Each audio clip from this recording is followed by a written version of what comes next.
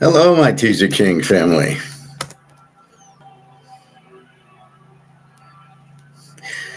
What is this today? Wednesday. I lose track sometimes. Let me get my flight.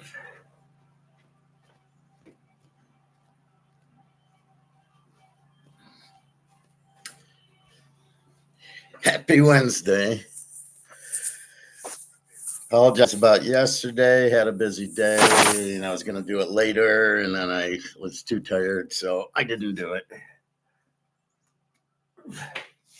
So sorry. But we'll go over it today. And let us see. Just a second.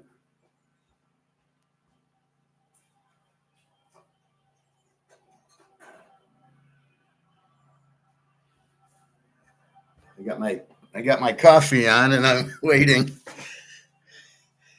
So anyway, in the title, I do put in Pat. Um, Tell us what's going on in Singapore because they can't really get a physical price. Now, maybe it hasn't moved yet. Maybe it's going to take time to move. All we know is China is not in COMEX, but COMEX is still down. So well, first, let me go into my title here. And I was going to do it yesterday. So what the hell am I saying?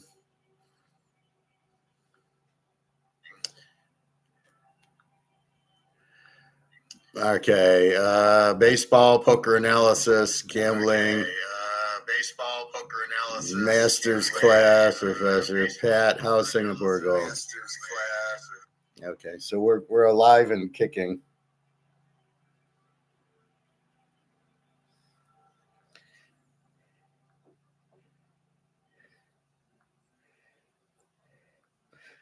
So let's take a look at our gold.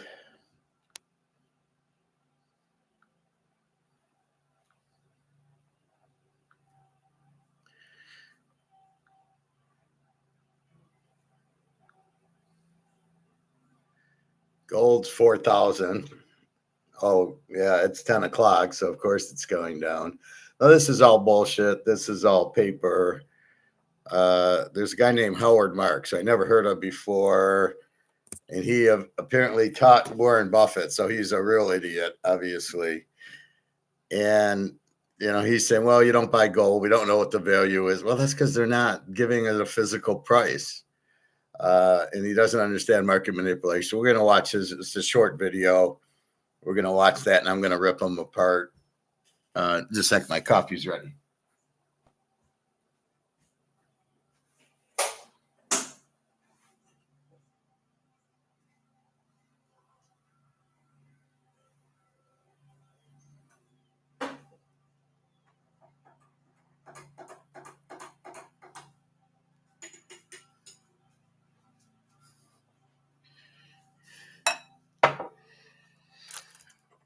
All right. So anyway, we're going to get into the poker a little more on analyzing, football. What am I looking for? How do I come to my conclusions? And why am I so successful at it? Poker, I want to show you some poker hands that go right off of what I tell you. The big bet's a bluff. But these people don't think critically at the poker table. The big bet comes and they get scared and they fold without realizing, wait a minute, if he's had a big hand, he wouldn't go all in. He'd want me to call to make money. He doesn't want me to call, so I should call. So I'll get into that. Gold and silver again. We're waiting for physical again. This price 4,000. The 10 o'clock drop, which is a joke. When will COMEX blow up? When there's no more gold left to short. It will blow up eventually. We just got to be patient. But that can't be our thinking. Our thinking must strictly be on, do we want to be in dollars? Do we want to be in paper, or do we not want to be in paper? and that's really your thing.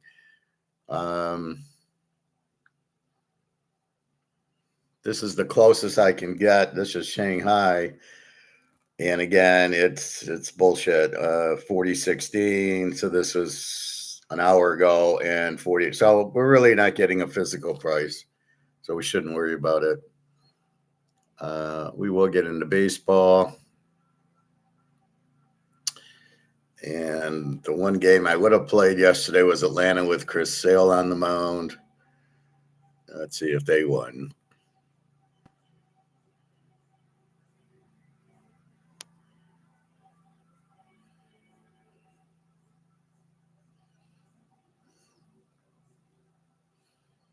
And I don't see Atlanta. See, when I come into here, if the game's postponed, it doesn't tell me that.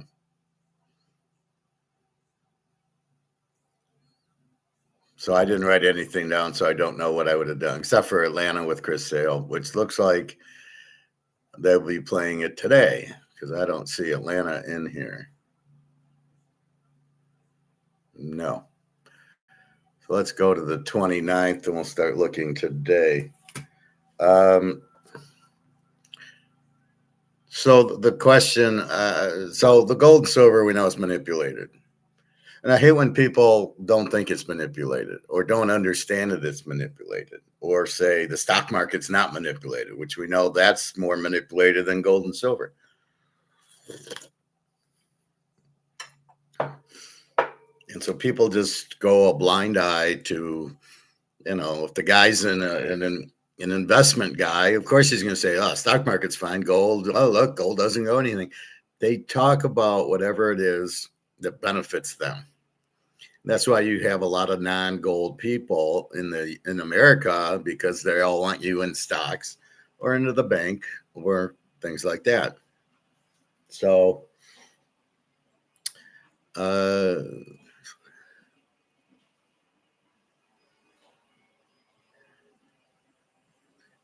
I'm assuming the chat's working. I was going on yesterday and I never did class, but this was the setup, and it says unable to convert to chat. Please try again later. But that was last night, so we will see.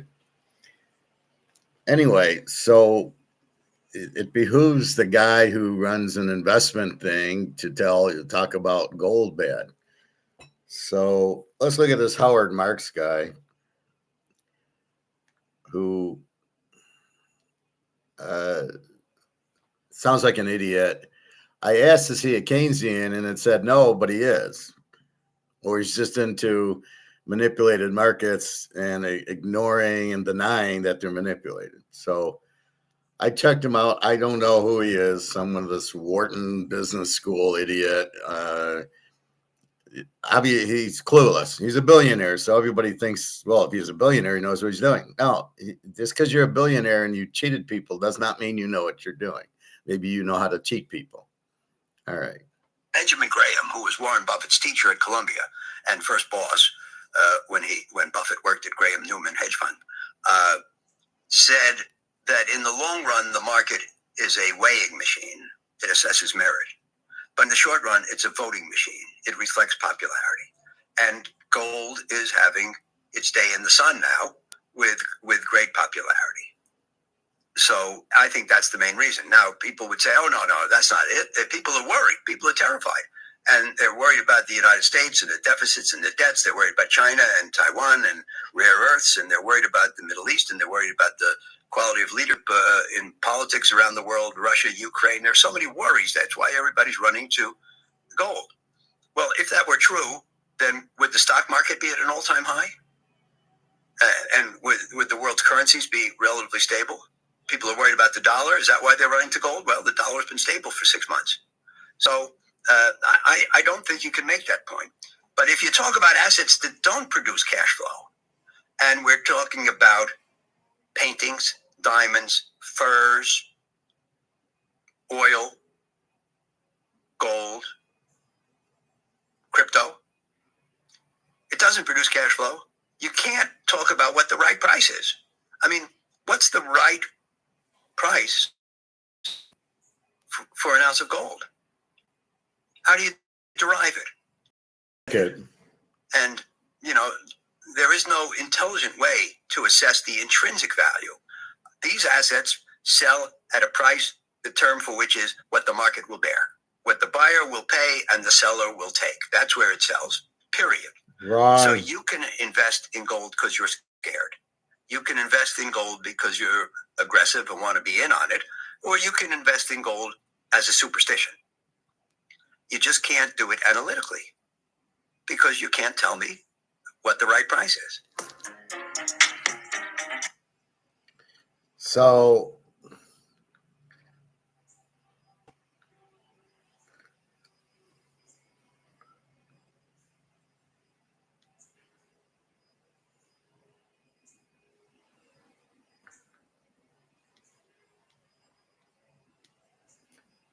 now let's rip this apart.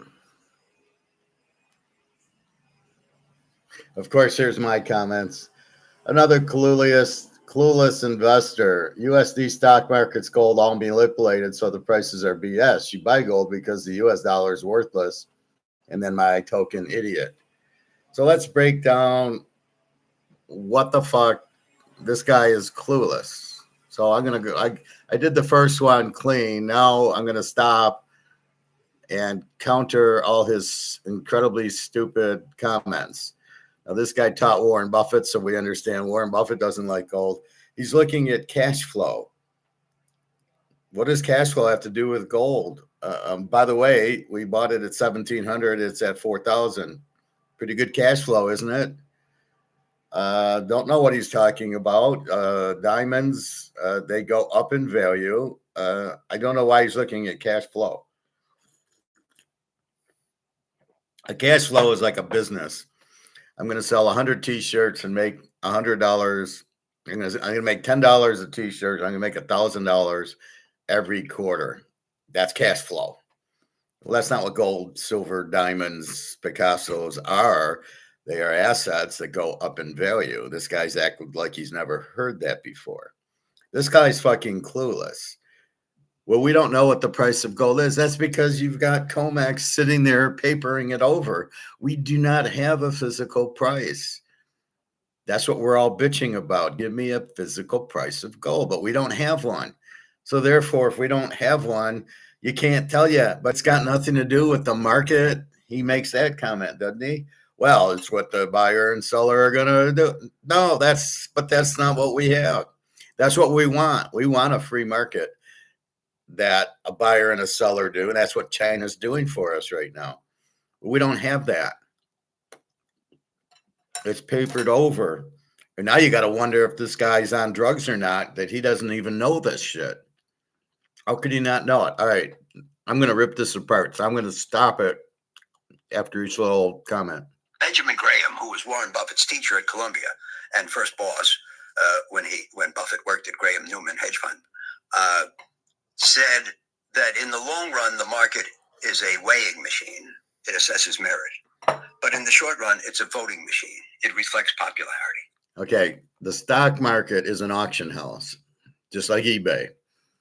Everybody likes NVIDIA. Everybody buys it. Nobody wants the silver and gold miners. Nobody buys it. It's not what the stocks are worth. It's what the people buying it want to buy. It's an auction house. They all want to buy Amazon, and the price goes up. Somebody realizes the price is too high. They all dump, and it's all manipulated, and you're in it, and you jump into Amazon because you see it going up. You're already fucked. It's already too late. Then the people start selling, and they go into Intel or go into Microsoft or they go into Apple, and you're fucked because all of a sudden it drops $100, and you're sitting there. What happened? Everybody liked it. It's just strictly an auction house. That's what the stock market is. There's no bearing on reality of what the company's worth, what it should be. The idea is Coca-Cola comes out with a new product, which is not sugar, a water-based product because it's healthy. And, oh, well, that's going to make the stock go up because their sales will go up and their profits will go up. And then you buy the stock. But if they don't come out with a new product, their stock's not going to go up. You don't really, they have the maturation of well, we're going to sell 1 million bottles a year, and we're going to still sell 1 million bottles a year. And keep in mind, with Coke, they're in every country. I go to Spain or Barcelona, it's Coca-Cola. Coke at the restaurants, Coke on the airplane. So that's where they sell a lot of their product. But it's consistent. So you can buy Coke knowing it's really not going to go up much, but you get a dividend. You can buy Nvidia because everybody's going AI, but then they realize AI is not real, and you're not going to make money with AI because it's very expensive, and therefore people will start dumping it. They'll realize that AI is phony, and it was all a thing. Oh, look at this Starlink with what's his name, the idiot. Elon Musk, his little Starlink thing. And then they'll realize, yeah, we're not going to the Mars. We're not going to the moon. What do there's nothing, you can't. This is like his electric cars. Nobody's buying them. Maybe in China, but nobody in America wants an electric vehicle, especially a Tesla. All right, so he's wrong there. It's an auction place. That's all it is. You want to buy this stock or that, and there's a million stocks. Which one do I buy? And then they change. We'll push. So you got your Madoffs in the background pushing the stock up. When it gets so high, they take their profit and it dumps. They go to another stock and they push it up. And then when it gets high enough, they dump it. This is what they do. Me and you are sitting there like two idiots going, oh, the stock just went up. Let me buy it. And then they dump it. And it'll never come back because it was manipulated in the first place. It's really not the market, and you're fucked. That's the stock market. That's why I avoid it at all costs, because I don't know the manipulation. I don't know what they're going to buy, and then when they dump it and you wake up, I mean, it's not even like during the day. You wake up at 9:30 and you go, what's my stock at? And it went down $80. You didn't even have a chance to get out, because it's manipulated. So why do we want to play the stock market? All right. And gold is having its day in the sun now with great popularity. So I think that's the main reason. Now, people would say, oh, no, that's not it. People are worried. People are terrified. Okay, gold is having its day in the sun. Does he understand the dollar is worthless? No. Has he said that? No. So gold is having its day in the sun, and then you got idiots like that talking you out of it. That's one thing we're fighting. Idiots like that who do not know the dollar's worthless, and I'll say that later. Oh, the dollar's been stable for 6 months. Totally clueless.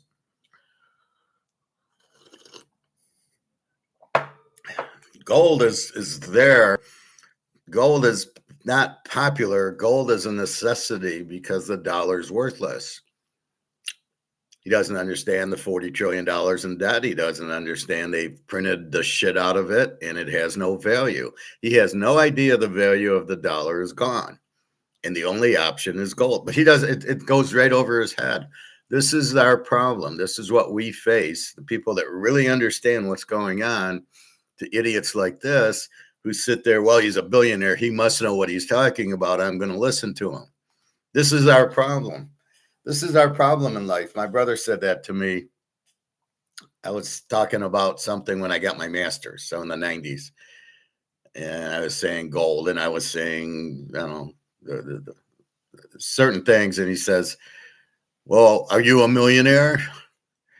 I said, oh, does that qualify me to being smart? I got to be a millionaire? I mean, in the 90s, you'd be a millionaire. Now you got to be a billionaire. Are you a millionaire? Well, if you're not, I'm not going to listen to you. You don't know what you're talking about if you're not a millionaire. Well, I work at the grocery store. I probably don't have enough money to bankroll into a millionaire. But I'll tell you, I made $100,000 betting football. Does that make me a good football guy? I mean, just again, why you just run away from your family? All right, so he has no idea about gold. Gold's not having its day in the sun. It is because the dollar is bankrupt, and we do not have a free market price on gold. The guy is fucking clueless. And they're worried about the United States and the deficits and the debts. They're worried about China and Taiwan and rare earths, and they're worried about the Middle East, and they're worried about the quality of leadership in politics around the world, Russia, Ukraine. There's so many worries. That's why everybody's running to gold. Well, if that were true, then would the stock market be at an all-time high? Okay, great analogy there. Okay, first of all, we're running to gold because the dollar's worthless, and we need some form of money, and it's going to be gold and silver. It's the only lifeboat because you can't print it. Right over his head. And yeah, are you not worried about a $40 trillion debt? Are you not worried about the wars? Apparently not. Then what's his answer? Well, would the stock market be at its all-time high? I believe the stock market's manipulated by the Federal Reserve and the government, wanting a high stock market, but not based on supply and demand, based on Trump printing the shit out of printing the money and putting it in. And they've been doing that. Nancy Pelosi made 98% or 980% on her stocks because it's all insider trading. We're going to print $1 trillion and put it into Apple and Intel and Microsoft and the big 6 or 7 or whatever they are stocks. The rest of the market sucks. So the total Dow 30 is at an all-time high because they keep printing money, putting it in. And that's why. And then they put your 401k into it. But you want to use that as don't buy gold. And that's exactly what he's doing because he owns a fund. Oh, don't buy gold. There's no cash flow in gold. But look at the stock market. It's at an all-time high. It's manipulated right over his head. And this is the problem we have. People see it as real. Oh, no, the stock market's real. Everybody's jumping in. Oh, well, that makes it right. I shouldn't buy gold. I should be in the stock market because the stock market isn't fixed. It's not manipulated by Madoff and JP Morgan. Yeah.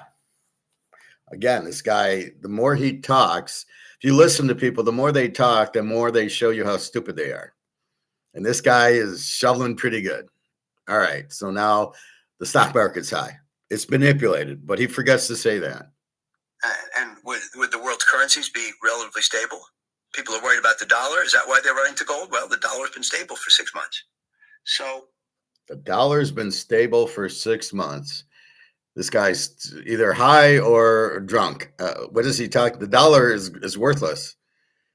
It might be stable. It's lost 100% of its thing, so maybe that's stable. Again, that's manipulated. And again, what's he talking about? What do you mean it's stable? Based on what? Well, how can the dollar be stable? The dollar has no value. How can it be stable? How are you coming up with this diagnosis that the dollar is stable? Based on what? Show me where we get a value of the dollar. Show me that. Show me where in the free market the dollar is stable. You can't, because there is nothing that says the dollar is worth X or Y. The dollar is worth 52 cents today. Do we have a price on the dollar like we have on gold and we have on the stock market? No. So what is he talking about? What is he talking about? The dollar's been stable for 6 months. But if he says it, people think it's true. Nobody critically thinks what this guy's saying, except for we're doing it right now. What are you talking about the dollar stable? Based on what? What's the dollar worth? I don't know, but it's stable. All right. I don't think you can make that point. But if you talk about assets that don't produce cash flow, and we're talking about paintings, diamonds, furs, oil, gold, crypto, it doesn't produce cash flow. You can't talk about what the right price is. I mean, what's the right price for an ounce of gold? This guy's been living under a rock or in a cave. Is there a mechanism pricing gold? No. This is what I bitch about every day here. There is no physical price of gold. My assumption is it's easily 10,000, probably 25,000. It's extremely limited in supply and the demand's huge. So if we ever got a free market price of gold, we would see the 25,000, which is why we're excited that China is finally going to do a free market physical price of gold. But this guy doesn't even understand that concept. You can't, what's the price of gold? Why is he worried about cash flow? You don't buy diamonds and gold and silver and Picassos for cash flow. You buy them for value. The value goes up. When gold goes from 2,000 to 4,000, the value of our gold doubled. But he doesn't talk that. And he said, well, nobody really knows the value of gold because we don't have a free market in it. We don't have somebody buying and selling it and the price goes like we do in eBay. Like, can we tell you the value of this card? Absolutely. Now, this card ungraded, maybe is $2,000 because it's got Mickey Mantle in it. And it's in very, very good shape. And also Roger Maris, K-Line, and cash. It's got, now if we go on eBay, that's a physical market.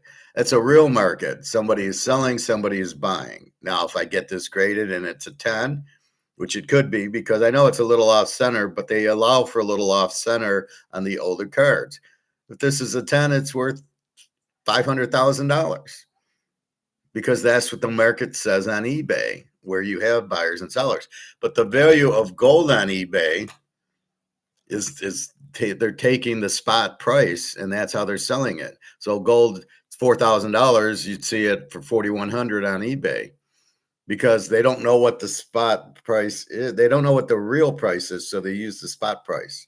So they're using the spot price, the physical, which is, as I said, 4.3 million tons in the paper industry, but the physical gold is only 200,000 tons.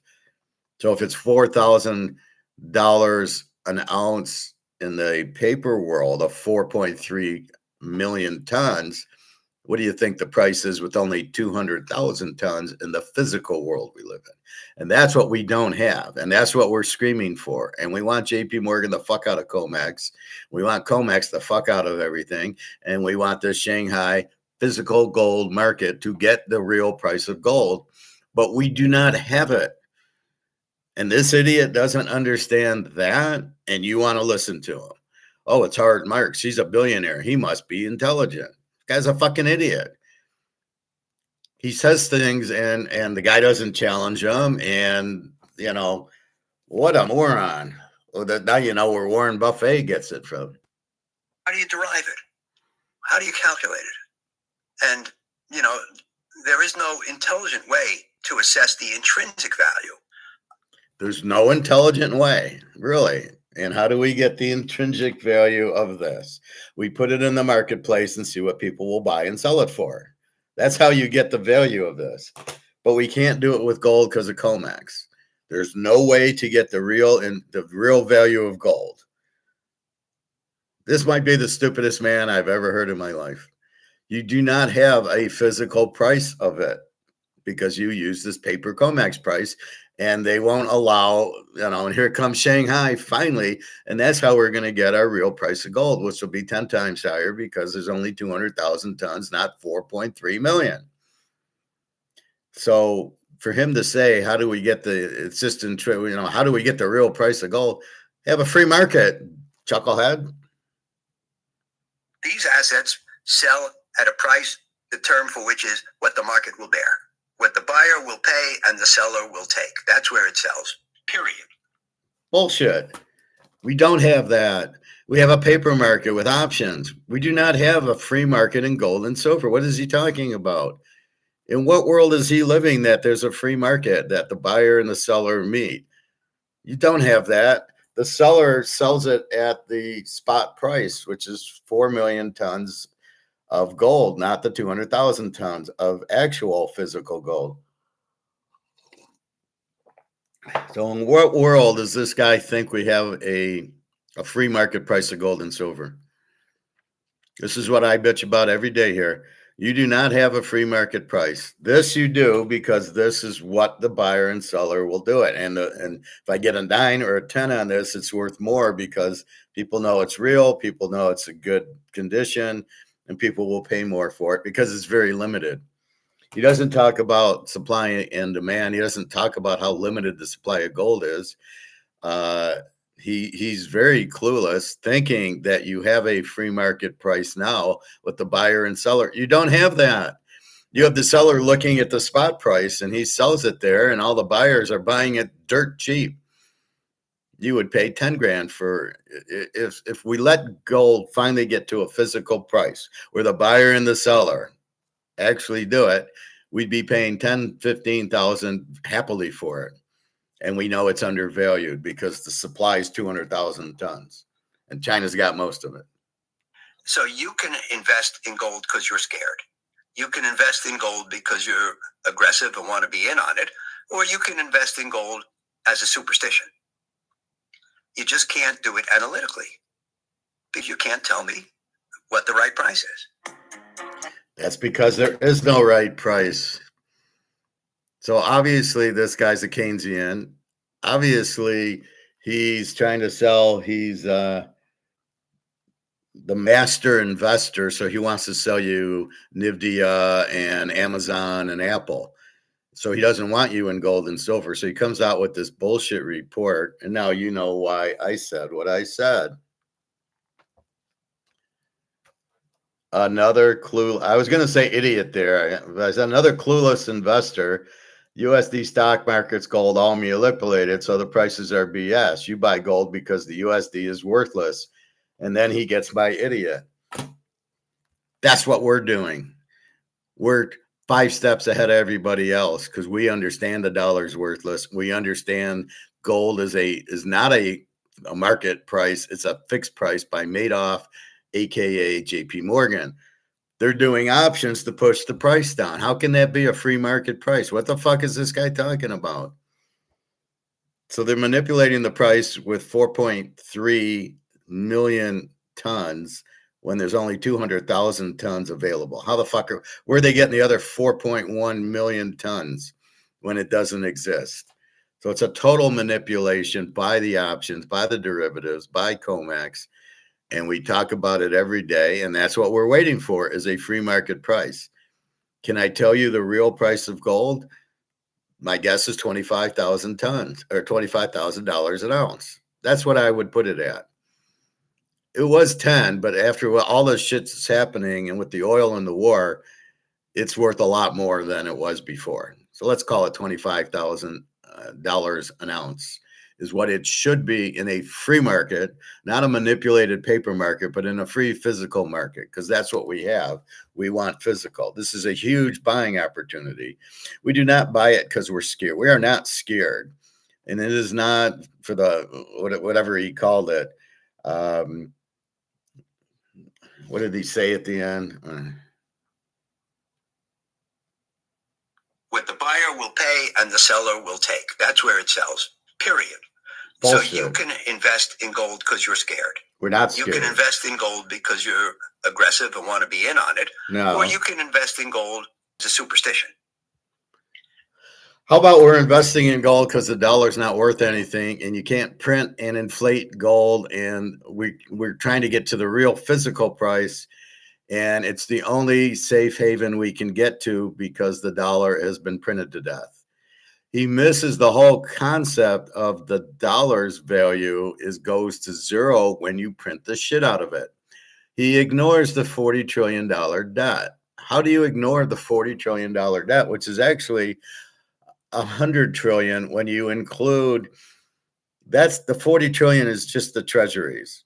You add all the government employees, the teachers, the DOD, all those employees, TSA, and you got to pay them, and then your pensions, and then you got Social Security you got to print and come up with. And then you got the debt you owe and the interest on the debt. They talk interest on that. They don't talk that you still owe 40 trillion. And when some of it comes due, people will want to get paid off. Well, you still owe the 40. How about let's talk to that plus the interest? So if you can't see that makes the dollar worthless, you're a fucking idiot. What are you doing? And this is the problem with most of these investment guys. They don't see the what is it, the train, and I can't think of the words. They used it in that first Batman with Michael Keaton. You can't see the train in front of the tracks or something like that. He can't see that the dollar can go to zero. That's why we're in gold, because the dollar has no value. Go to the grocery store. Go pay $5 for $5 for cauliflower now. That's the dollar losing the value. I keep bringing up the Leave It to Beaver. Ward sends the beef to the movies, and he gives him $1 and wants to change. And the movies were a quarter, and he gets the quarter, and then he and he pays for the movie as a quarter, and the pop is a dime. And Ward wants his change back from the dollar because it is worth something. Now it's what, $10 to go to the movie, although the movies suck anyway. And the only movie I'm going to go to is if Batman 2 ever comes out. You do a movie in 2022, it takes 5 years to come up with the second one. I'll have to rewatch the first one so I know what the fuck's going on in the second one. All the actors will be like 5 years older. It'll be funny. But that's the point. You must understand things. This is how we pick football and baseball so well. We critically think it and ask the questions and come up with the answers. No, I'm sorry, Lamar is not a good quarterback. No, I'm sorry, CJ Stroud's not a good quarterback. I'm giving you the reality. Josh Allen, he'll get you points. Mahomes is the best.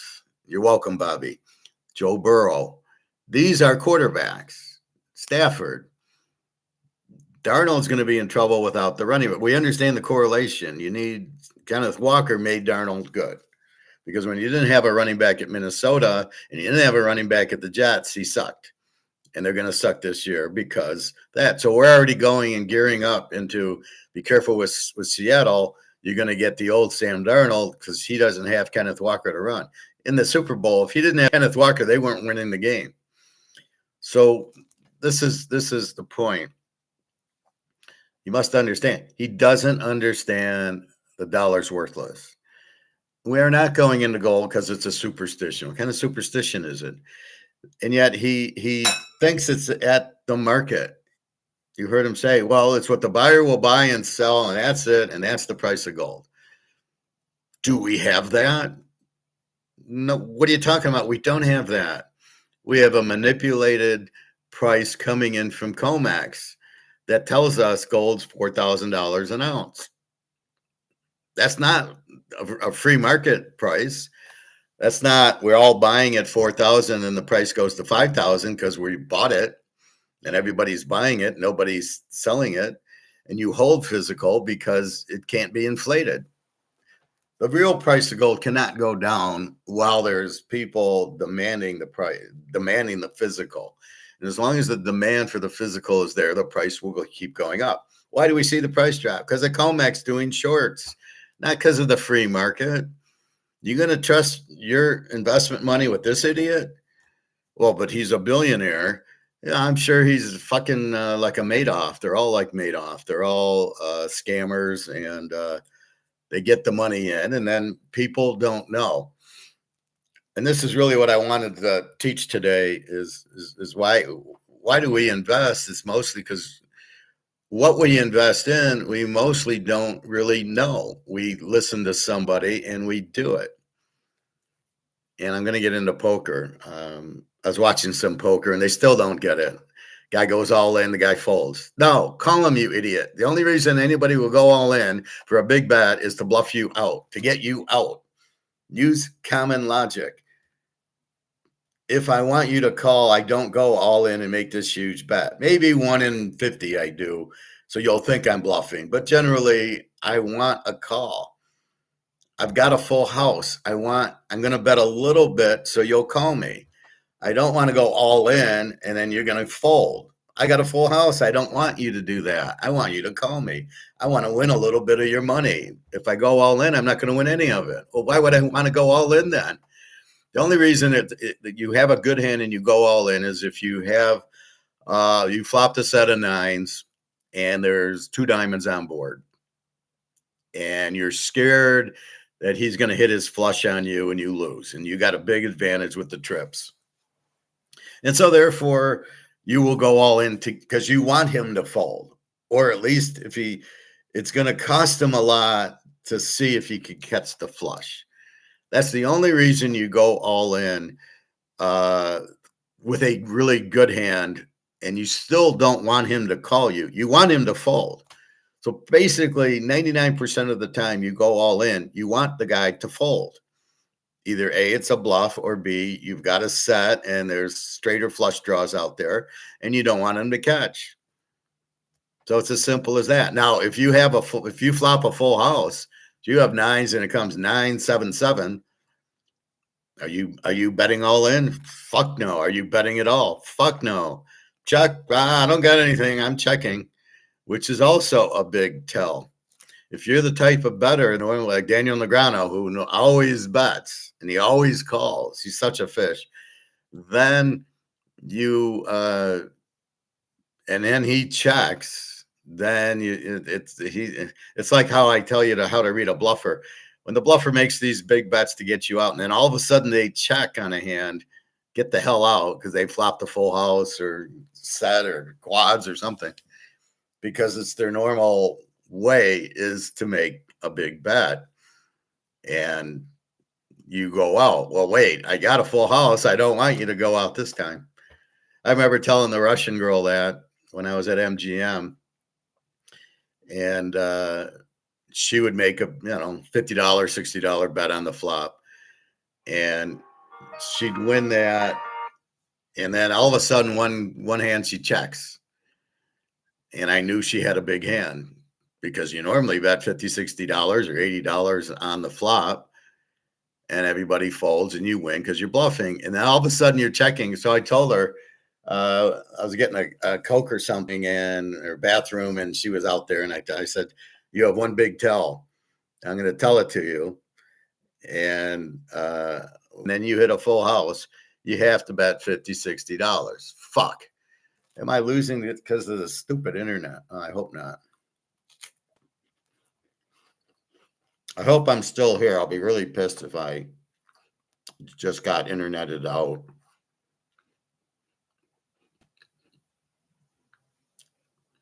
Am I still here? Am I still here? Okay. Good enough. So sometimes it comes in and I lose it.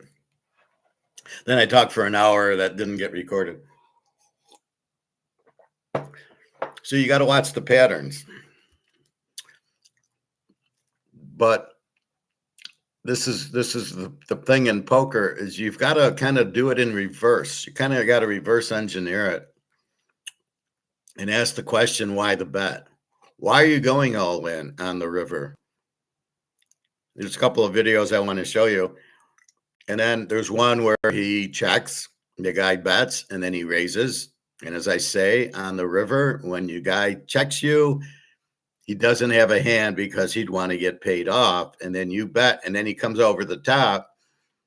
It's an immediate call. You should beat him in, because that play tells you he's bluffing. Because nobody with 2 pair or a set is going to check the river. He's going to want to bet and get some money out of you. So if he checks, it's because he doesn't have it, or he's got a pair of 4s or something. So if you got a pair of kings and he checks to you and you bet, well, I'll bet 500. And then he goes over the top, makes it 2,000. I would beat him in the pot, because if you had a hand, you would not have checked the river. Nobody checks the river. So I got a few of those to show you. But the key concept here, did I lose everybody? Oh, I think I'm still on. All right, still on.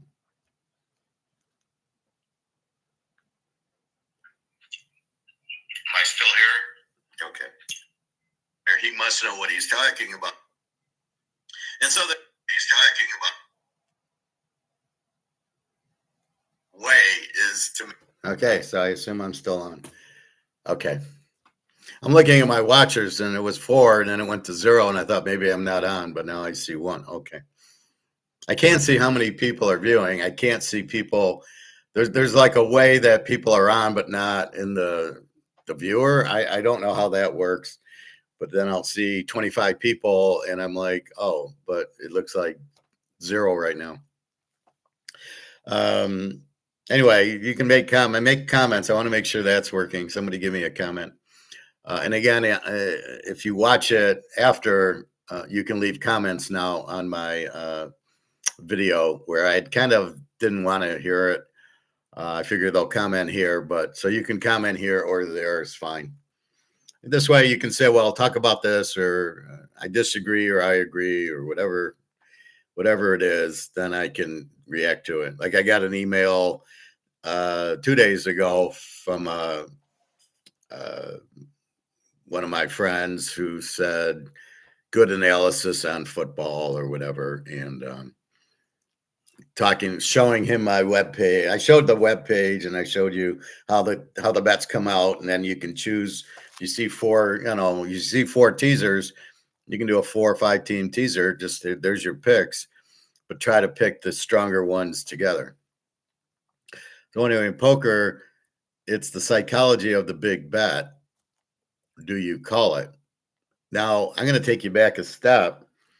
It all depends on who's doing it. If you're in the hand with Tom DeJuan or Negrano, they are bluffers. And so when they make a big bet, it's pretty much always a bluff. But it depends who you are. If you're somebody who's going to call the bluff and you got a lot of money, they probably won't bluff you. Because if you can read them, it depends on what the game is. Nagano against Hellmuth, it's going to be a different play than Nagano against Phil Ivey or Doyle Brunson or the Brunson on the Knicks, the other Doyle Brunson. So part of the play is who are you playing? So if I got a weak player, I'm not going to go all in. I don't need to go all in to get him out. I can bet $100 to get him out. I do that a lot when I go to MGM. I got the old man who's very tight. This is his pension money he's playing with. So he's in with maybe a pair of jacks, and I bet $20 and he calls. And I know how much I can push him for. And then on the river, I'll go $60. And he's going to call, and he's jacks, and I got aces or something like that. So, but there's other players that you can make bigger bets on, or you can't bluff them at all. I was in a hand with the guy who was always a bluffer. Well, he was always a slow player, meaning he'd have a flush and he'd check. And then you'd bet, and then he'd come over the top. So I knew the way he played. So I'm in a hand with him, and I got like 2 pair, and he's got like 4 hearts, and he checks, and I check. He turns over his flush, and I turn over my 2 pair, and I knew what he had, but I wasn't going to get suckered into making the bet against him.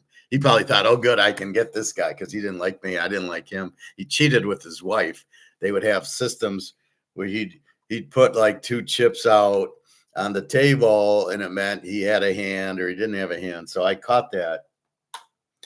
But in this case, so he's sitting there with the flush, and he's checking it, and I just checked right back. The whole hand, he checked, I checked. He checked, I checked.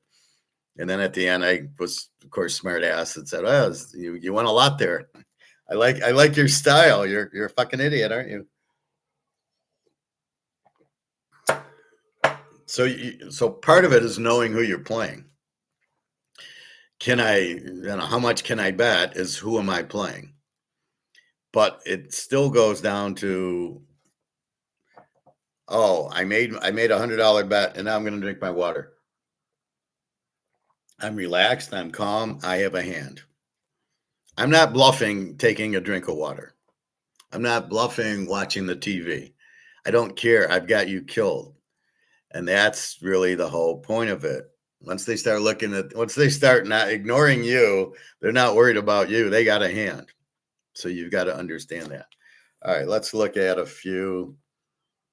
I know I'm jumping, but what the fuck? All right, so here is there's two insanely risky bluff. I think the Brits need one of those little. Actually, Chris. Oh, look at this too. Chris has a very legitimate hand in the big blind. It's up to the flop.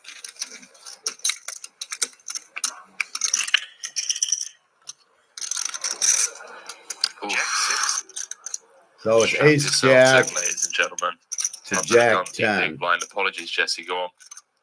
No, I was just going to say that Ben is certainly going to have a fairly tight range that opens from under the gun, 26 million. given the way stacks are laid out. So what he's talking about is who am I playing? How do they play? 100%. Call. Chris is normally looking to do nothing but check calling until he has a hand as strong as two pair. Wow, look at this. And it's a heart as well. Top 2 for Ben now. Going after one another. One of the most decorated online players of all time against one of. Okay, why would you check two pair with 3 hearts on the board? What do you do if the 4th heart hits?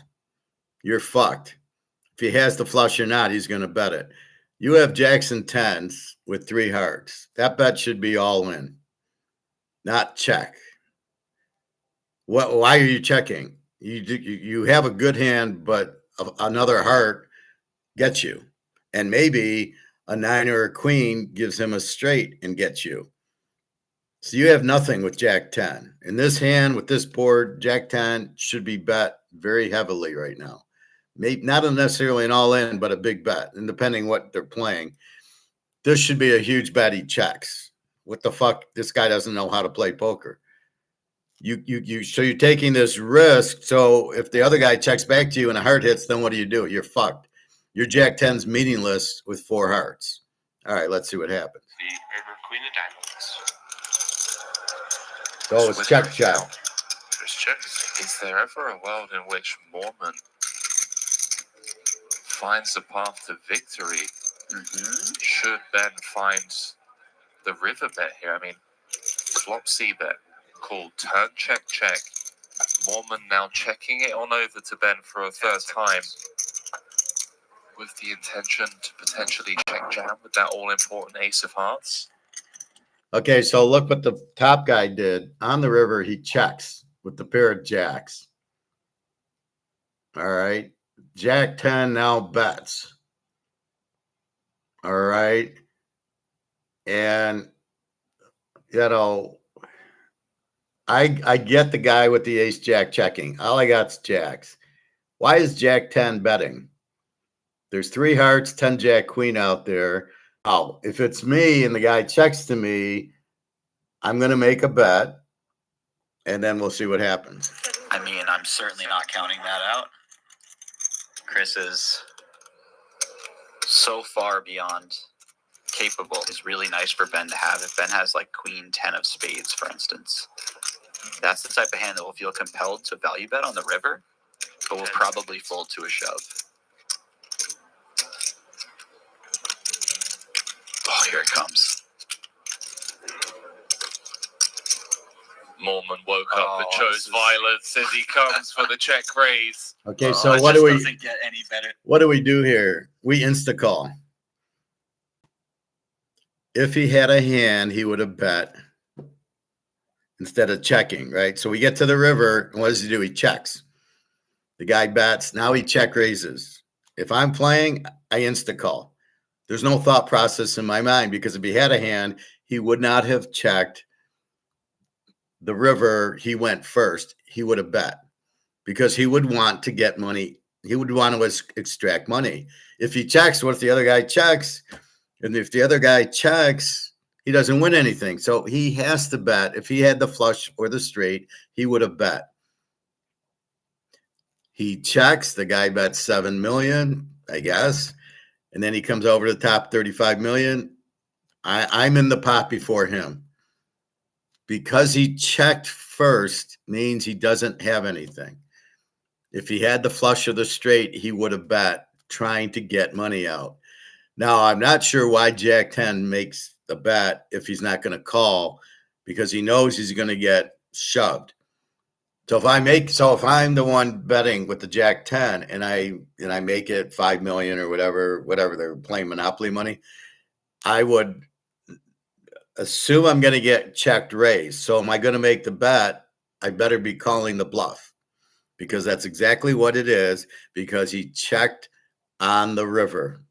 He didn't try to get money, means he doesn't have, he had a pair of jacks and I got 2 pair. I got the better hand. The only way he's going to win is bluffing me. And I'm too stupid to realize I'm being bluffed, which is what this guy is.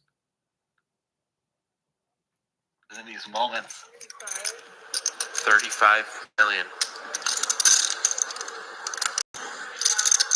What you looking at? He doesn't know he has Jack Really 10. putting Heath in the absolute blender here. No, he's not. It's an obvious Checking bluff. turn and going for some thin value on the river has opened the door for Mormon to punish.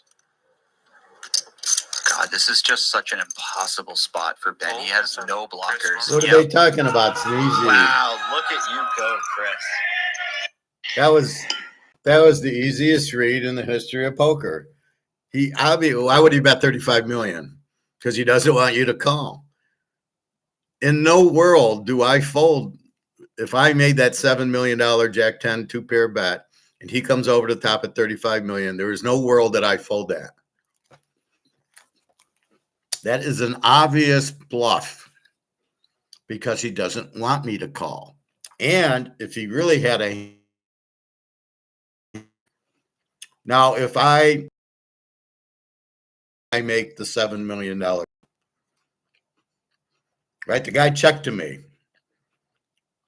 I'm going to assume he's going to check raise me because he's got nothing if I make the bet. So why did I check the turn? And then why am I betting the river? Because he's going to bluff me if I'm not going to call the bluff. So this guy's an idiot. Whoever this guy is, Ben or Chris or whatever. But that's the rule 1 of poker. You get to the river and the guy checks to you. Either just check back if you're feeling he's going to check raise you, or if I bet and I know he's going to check raise me, I'm going to beat him in the pot. Because there's no way in hell he's got a hand, because he would have bet it. Nobody checks a flush, an ace-high flush on the river. No way, no how, And then here comes the check raise. All right. So that was. We shipped 40,000 copper bottles last month. That was None of one. them were copper. For 40 years, the government, the doctors, diet. Chris. Okay, step 2.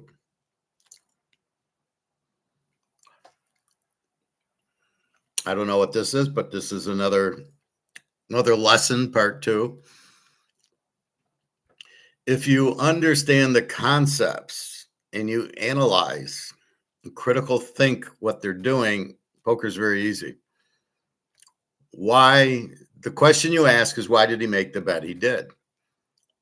Why did he check raise me? Now, if I have aces and the flop comes and he checks and I bet and he check raises me, I fold 100% of the time. On the river, if he checks and I bet and he check raises me, I call 100% of the time. Because he wants to get paid off. Think about it. I've got a hand. I want to get the most out of you. So I'm going to slowly lead you, on.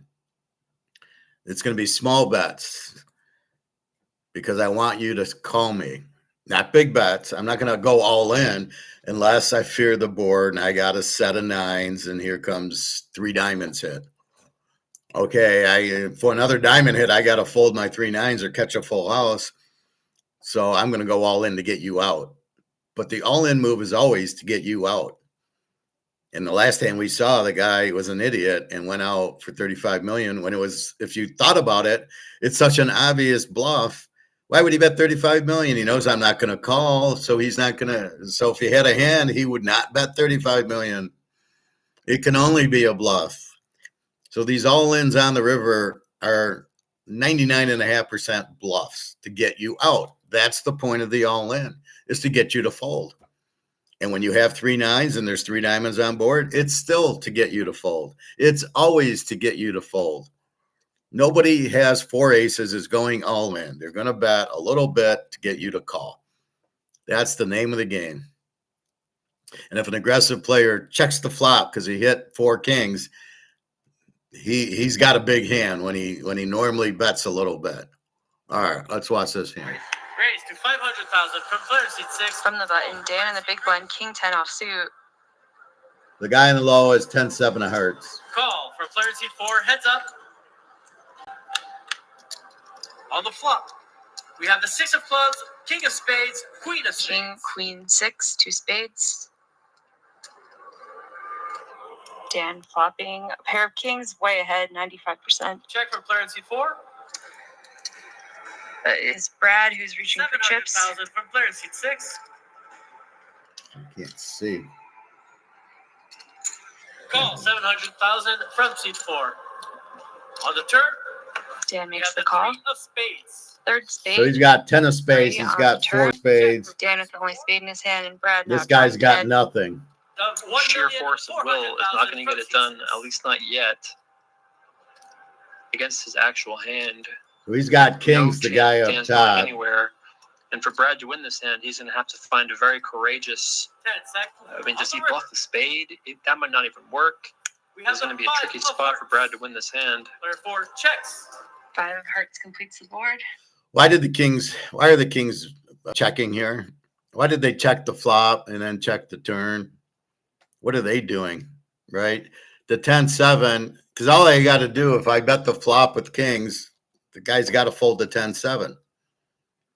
Then I check the turn, and again, the guy, okay, fine, he checks the 10-7 because he's got nothing. All the kings have to do is bet. What's he waiting for? Why aren't you betting the flop? Why aren't you betting the turn?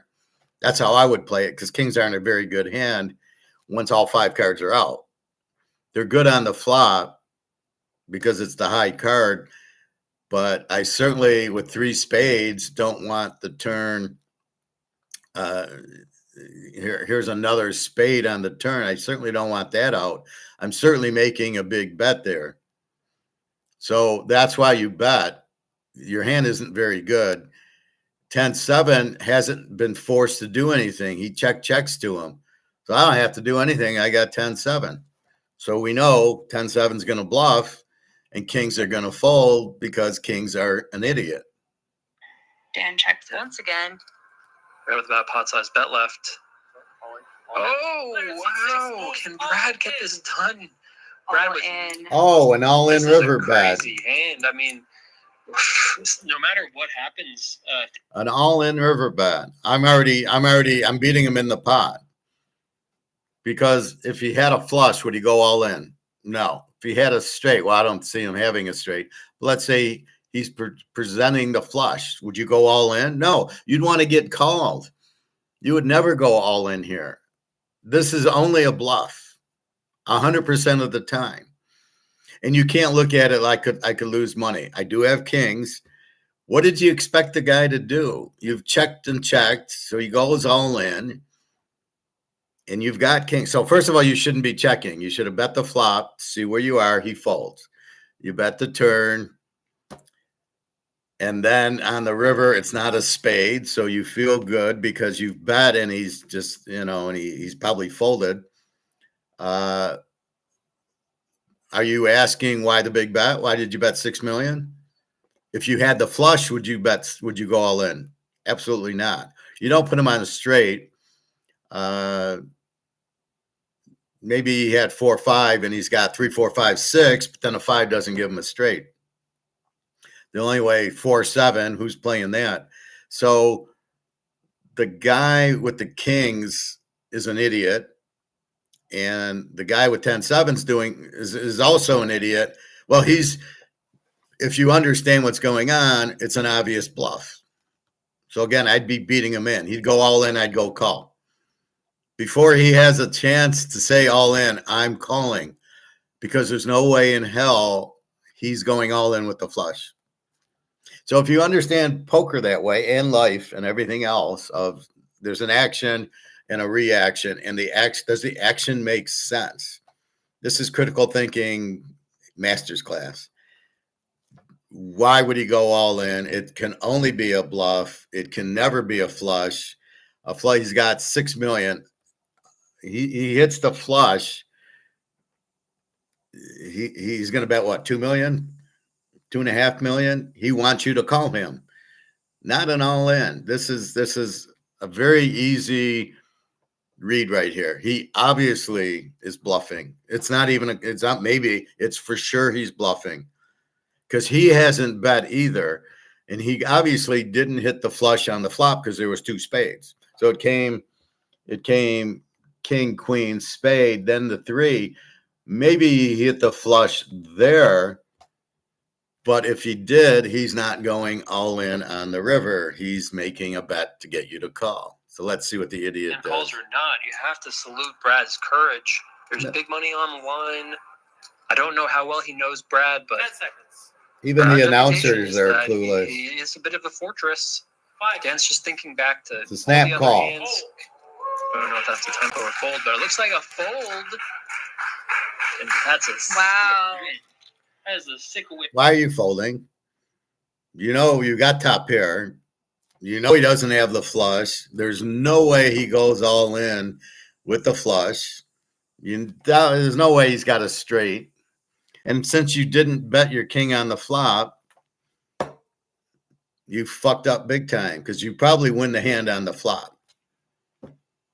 And you, instead of betting the turn to see where you're at, which he probably folds on there, or maybe he's going to bluff if a 4th spade comes out.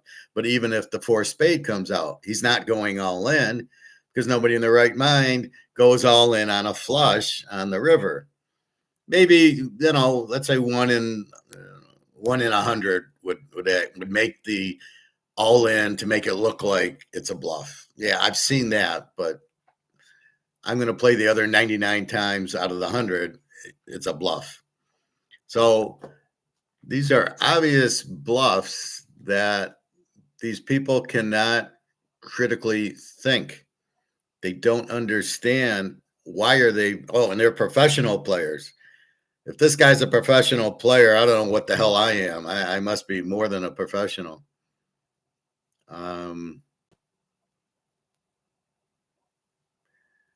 Here's another one.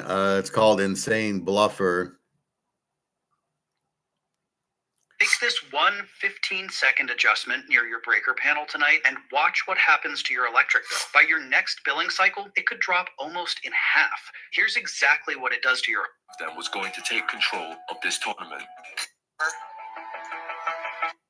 Maria Lampropoli came to the PCA main event as an unknown. It turned out she was a fearless and ferocious poker queen. She just refused to stop. Maria Lampropoli was not the name anyone circled before this tournament. She didn't have a bracelet. She didn't have the resume. What she had was something harder to measure: the ability to sit across from seasoned veterans and make them feel like they were the ones out of their depth. One opponent would later say he initially thought she was passive. He lost chips to her before he could revise that opinion.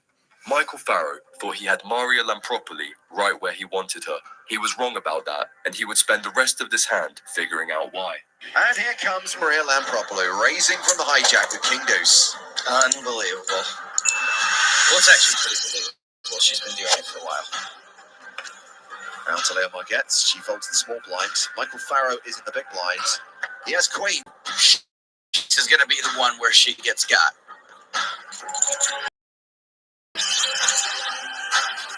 No re-raise from Farrow, just a call. Why isn't he re-raising? Check your queens. In what world are you checking your queens? You have to make a bet and see if she comes over the top, and then maybe she's got aces. You, in no world, check your queens, especially against an aggressive person who's been bluffing a lot, right? The 7-6-6 two-spade flop. Looking good for Faro. Checks to Maria.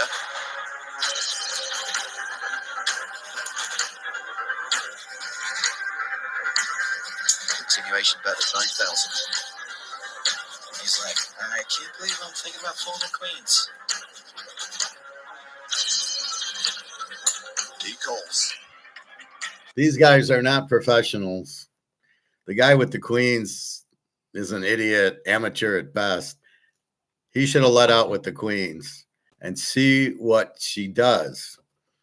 You don't want to keep checking. Queens are not a good hand at all after the flop, right? Once there's 3, 4, 5 cards out there, queens are this big. So are aces. They're just one pair. One pair is not very good once 5 cards are out there.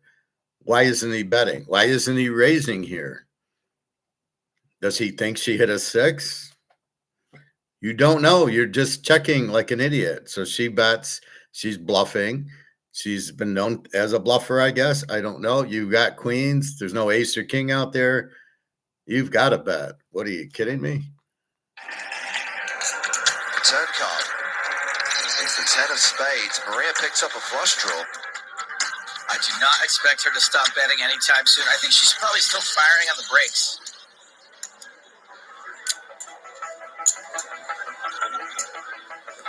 $30,000 into 44,000. Has an overpair, but he's staring at a straighty flushy paired board. It's a really stupid run out so far for queens. Too strong to fold, but too weak to do anything else.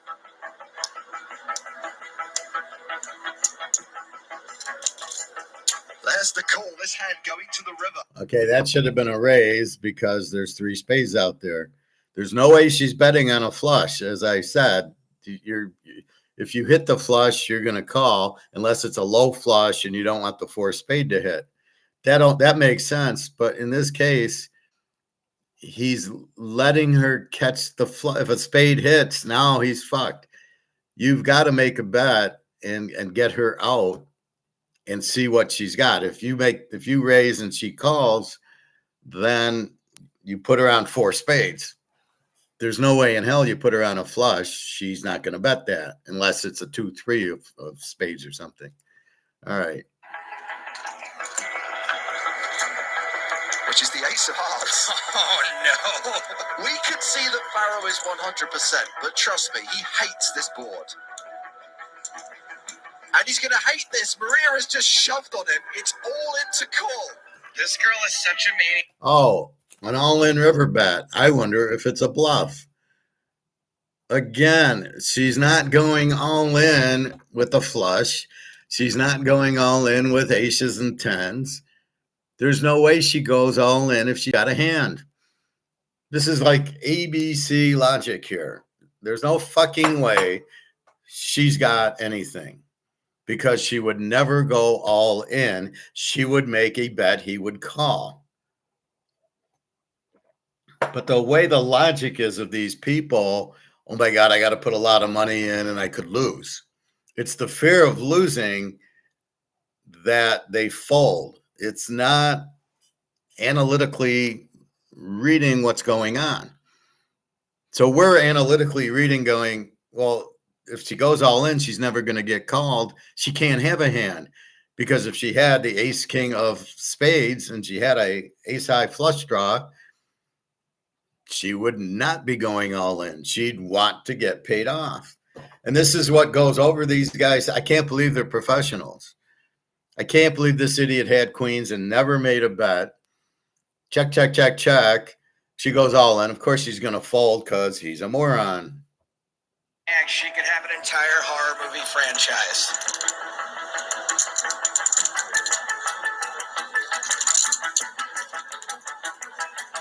I don't see how he can call. Nice bluff.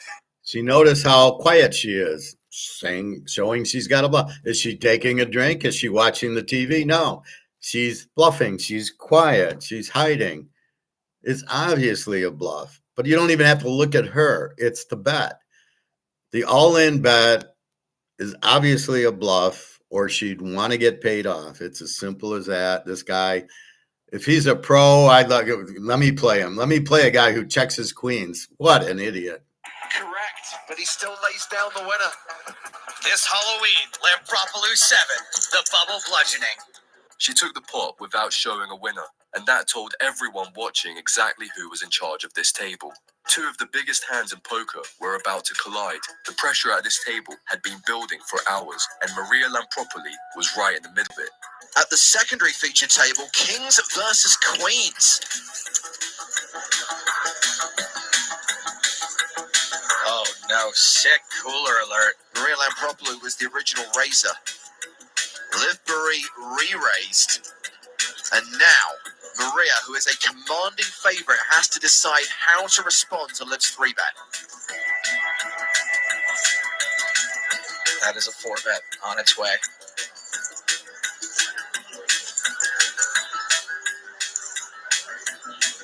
She re-raises to 200,000. Notice she didn't go all in. Right? What did she do? She made a small bet because she's got the kings. She didn't go all in to force out the queens to get her out. So you can see the way the hands are played. When I've got nothing, I go all in. When I got a hand, I want to call, so I don't go all in. Poker 501, a master's class. My guess is, much like Thelma and Louise, neither of these ladies is getting away.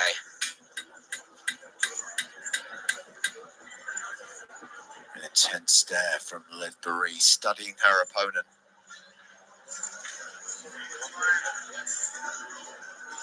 Okay, what I'm about to tell you Really? sounds illegal. But Fucking it's not. commercial. You know what people call roofing companies? That's just to because figure I out what it might paused the cost? video. Yeah, that's literally what I was about to do. Don't. There's this roofing calculator. Shut the fuck up. All right. All in. She moves all in. And Lampropoulou calls. And there is an 80% chance that Liv Boeree is going to bust in 17th place. Very, very sick cooler. Why didn't I just fold? You know, everyone's going to think that, but Maria's very aggressive. Not sure how you can.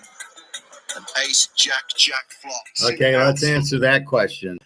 Yeah, the girl's very aggressive. How could you fold? Because she didn't make an all-in bet. That's how you fold. That's what I did with the Russian girl. When she'd play a hand like that, where she didn't make that big bet pre-flop, and she's just checking or a small bet, I knew she had a big hand. It's not hard to figure that out. What is the girl? The girl's a bluffer. Okay, but she didn't go all in. If she went all in, I would have called with the queens. But the way she made the bet, I'd have folded the queens in a heartbeat. She bet, I raised. She re-raised me. She ain't re-raising me with 2-6. And she's not going all in. So she's making this small bet. I need to call her.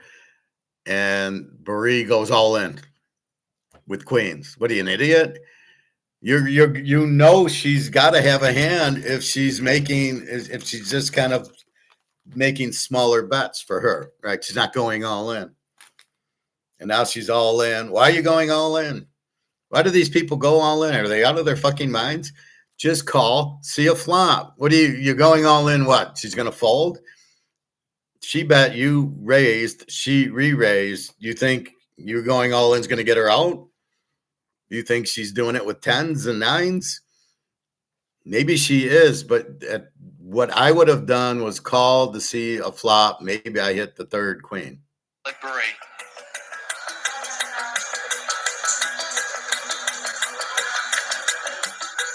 She needs a queen on the river to survive. Yeah, goodbye, idiot. It's an ace. You're not wrong. Liv Boeree is out in 17. It's so obvious, poker. Jesus Christ. So she sees the flop, comes ace, jack, jack, she folds. Because maybe she's got ace, king, aces, kings, whatever. Then you make a bet with your queens, and then she comes over the top, you fold. But why risk everything on the queens? At least see the flop. I always want to see the flop. If I have ace king, I'm just slow playing it because I want to see if I hit an ace or king on the flop. I don't want to sit there with ace king, make a big bet, and it comes 7, 8, 9. Yeah, now I got nothing. And the guy has a pair or maybe paired something or straighted something. So these professional players are a bunch of fucking idiots. Place. KO'd by Maria Lampropoulos. Liv hit the rail in 17th, and the chip count shifted in a way that sent a message to everyone still standing.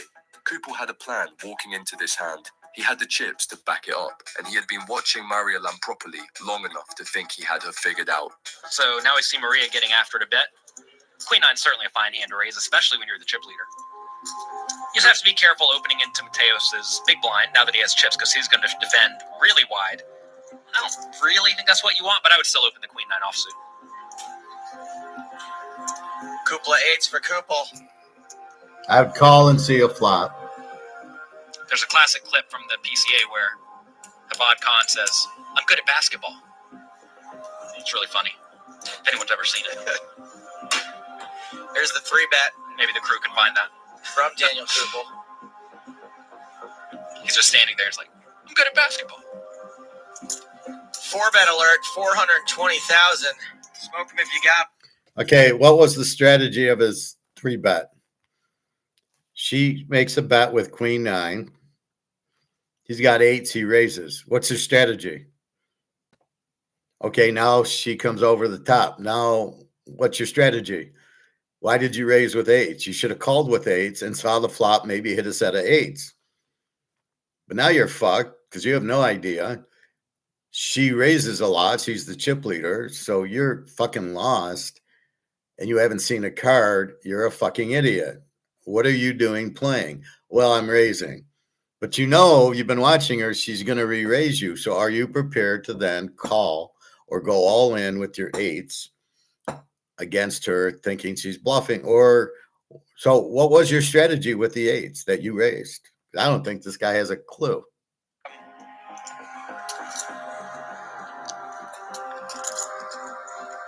What a rough spot for 8s. It feels so nasty to 5-bet all in for about 50 big blinds to start and then just be out of the tournament. Work. I'm a pretty big fan of having a plan ahead of time whenever you do 3-bet these pocket 8s. Okay. Exactly. Like knowing if she 4-bets, I am going all in almost every time unless something ridiculous happens. Or knowing that you can easily fold. And the problem with pocket 8s is that you can't ever really easily fold against someone who's aggressive. Like right here, you see she has queen 9 offsuit, folding would be a disaster. So if you think you're going to be put in a difficult spot some portion of the time, a reasonable portion of the time, you're usually much better off just calling. See the glasses removed. That's probably a tell too. It's probably a tell that he doesn't know what to do. Yeah, it's like, he's trying to make a read, can't see through his glasses. Either that or he just found a dead body at the beginning of CSI Miami. What's he thinking about? While the burgers cook, what's everybody paying on home insurance? Why did he raise? Why did he raise with the 8s if he didn't know what he was going to do if she raised? 3-bed ranch, $530 a year. We know she's aggressive. What a moron. If you're going to wear sunglasses. Now that's what I like to call drawing dead. Wow! These have to be the stupidest players I've ever seen in my life. You raise knowing she's aggressive. She re-raises you and you fold your 8s. Then what? Why are you raising? If it's me with the 8s, she makes the bet, I call, let's see the flop. And maybe I get a third 8 and then I can really rough her up. If it's an ace, king, queen, I got to fold. Well, why would I ever re-raise knowing she's going to raise me back and then I'm going to fold? Or I'm re-raising so she folds? She's never folding. She's a bluffer. She's going to keep bluffing you. Maybe if you went all in, she might have folded. But if you're re-raising her, you might be the stupidest. I hope I can meet this guy and play at Caesars. and find this guy and play him because this would be free money. All right, one more hand. He looks so pissed. Maria Lampropoulos gets away with one there with some pure aggression pre-flop. He folded.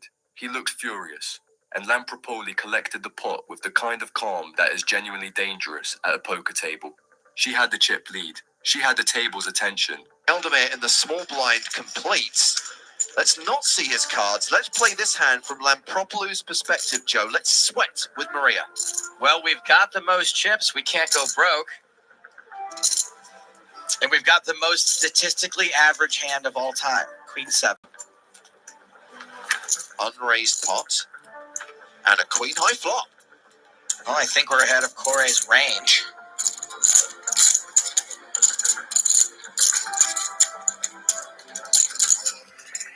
I hate when they talk range. That is we were talking about art and science yesterday or the day before. An art, you're kind of feeling it and analyzing it the way we're doing it. The science is, well, I think he's got ace, king, queen, jack, whatever. That's his range. And we know what happens when you do science instead of art. You're fucked. So you can't put him on a range. You can't put anything. You watch the way he bets.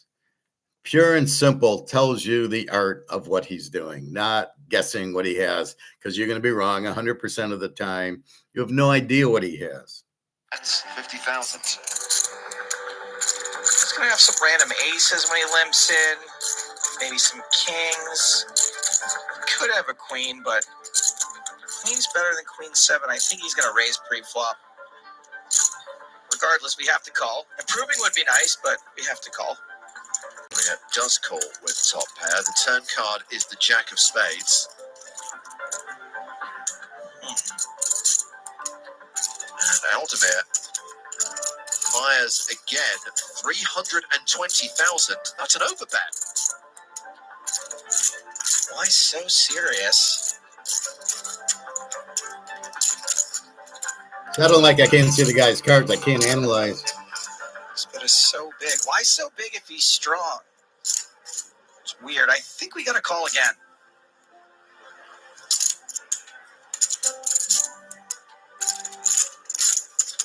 She does call. See, notice when he's aggressive, she's just calling. When they check, she's aggressive. So that's why the other hand with the queens, I would have made the bet and then take the aggression away from her. Because a bluffer, you make a big bet on them, then they got nothing. So but when a lot of the times to the bluffer, if you check, they then go off of that and they go, oh, he's checking. I'm going to bluff because he's got nothing. They just assume if you check, you got nothing. All right. The river card is the 9 of diamonds, pairing the board. And it's possible he would blast off with a 9 twice just to try to get the full something. But yeah, checking now. Obviously, he doesn't have one, but I'm totally fine with taking a showdown here. We don't really have a value hand. Well, he obviously has nothing. That's She right. checks it back. King high. King 3 for Eldemir. So Lampropoulos wins a decent pot. Do you notice he was betting with the king? He had nothing. He bet because she checked. She called. I don't know what she's doing. She's got queens, but that shows you how the bluffer acts, right? She didn't really go all in, did she? She just, at the end, she just checked. That's when she had a hand. So when all in the big bets, she's bluffing. Very easy to read. All right. That's enough of that. I did want to show you, but it's very easy and obvious what the fuck is going on. When they make the big bet, they want you to fold. They have nothing because if they had a hand, they would not be going all in. All right, let's go to baseball.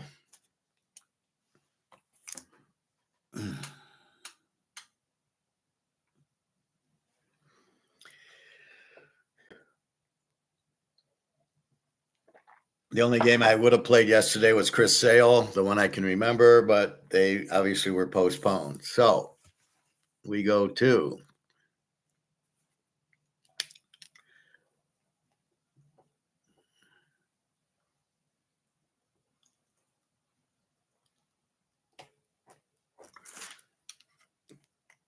July 29th, first day of spring. Just kidding. Let's look at the games yesterday. Cleveland 6-5 over Cincy. Arizona 8-7. Pitt goes over. Texas 4, Tampa 1. Tampa goes under. Detroit 14, Baltimore nothing. Melton went their ace pitcher, and they hit. Happy Bias played. He got a few hits. So they're getting more. They got like 6 hitters now. Getting a few guys back. Why do I always get this when I'm teaching? Miami 1, Philly nothing. It was Aaron Nola on the mound. Excuse me. Washington 8, Toronto 6. Washington decided to hit. Cincinnati 2, Cleveland nothing. The Yankees 3, the White Sox 2. Minnesota 3, Kansas City 2. The Cubs 10, St. Louis 2. Houston 3, California 2. San Diego 8, Colorado 7. Oakland 4, Boston 3. And Milwaukee 8, the Niners 2. And Seattle 7 and the Dodgers 6. So the Dodgers in one of their rare losers. So what we're doing was eyeballing. Milwaukee hit. Oakland did not hit at home. San Diego, Colorado was high scoring. St. Louis doesn't hit.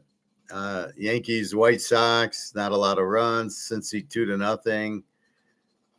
Washington 8-6 with Toronto, so they're scoring around. Philly doesn't score 1-0. So you're kind of applying it to today.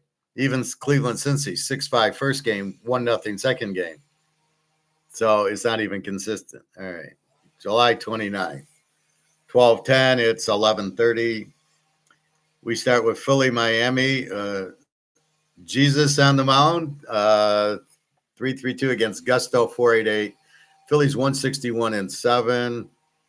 And we're taking Jesus. So here's your free play. Philly, we'll go 3 units against Miami. And where's my thing?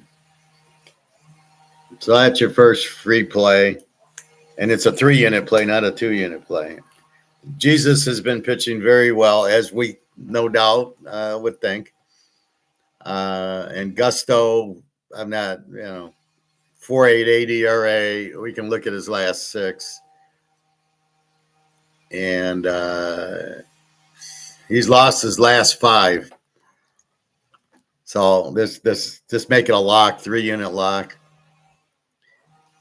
Arizona at Pitt. We got Pitt 129, 8.5. Rodriguez 266 against Jones 372. Eduardo Rodriguez. There's too many Rodriguez's. He's won 1, 2, 3. He's won 7 of 8. This Rodriguez guy. He's won his last 3. And his last 6 has been shutout 1, 2, 2, 5 and 2, 5 and 2 innings against St. Louis, and they still won the game. January Jones for Pittsburgh. Win some, lose some. Last 4 have been under. And his last 6 have been 1, 4, 1, 0, 1, 1. So this guy's pretty good. So let's go back and look at Rodriguez. I looked at his wins and got all excited, but now I got to look at his totals. Some over, some under. And I go all the way back. 1, 4, 2, 1, 0, 1, 2, 2, 5, and 2. So he gave up 5 runs once. But I can't go under. This is Pittsburgh. But this is an under game with Jones. He keeps pitching very good. Arizona won't hit. Pitt. This is a toughie. Because if I go under and it's Pitt, they'll of course go over, and I'll go, why the hell would I go under? But in this case, it looks like an under game, but it's a tough one because it's Pitt and they score a lot. It's like the Lions in football. They're an over team, but when they do play Philadelphia and they lose 20-7, that was the appropriate play, was to play them under. Well, there I would just bet Philly. Toronto and Washington. Yashevitz against Little. Toronto 112-9. This Yashevitz hasn't been doing anything.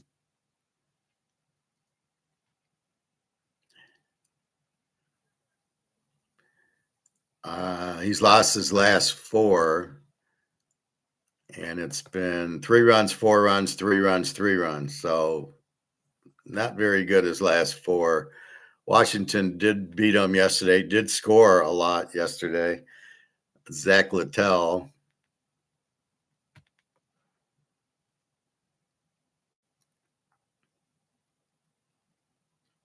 Yeah, my internet's slowing down on here.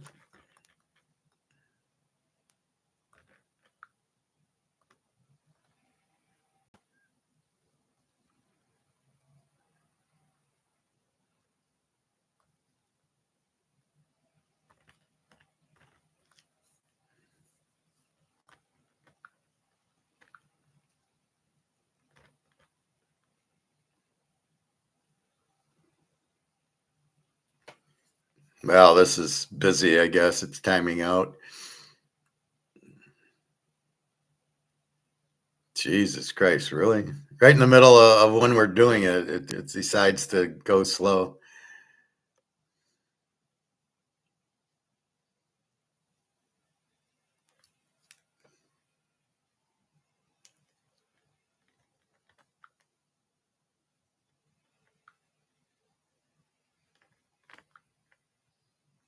It's not the internet.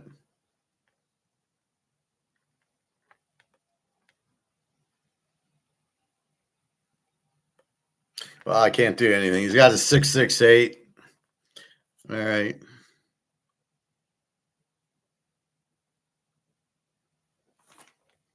Atlanta and the Mets. Atlanta 108, 8.5. Smith Sawyer, never heard of him, against Manea 4.50.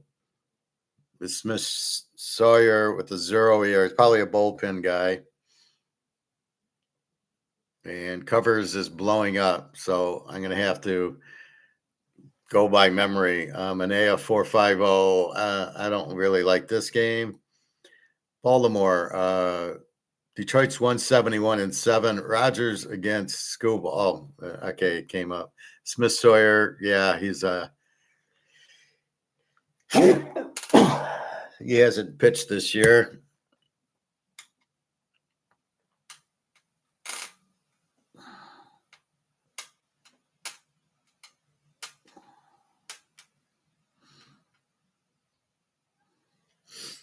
He hasn't pitched. Okay, Rogers against Scuball. Scuball with a 3 ERA. Rogers 4.19. Detroit 171-7. Scuball, I don't know if I don't know why he's pitching, because if they're going to trade him and he gets hurt, what do you do? I can't. This is totally fucked.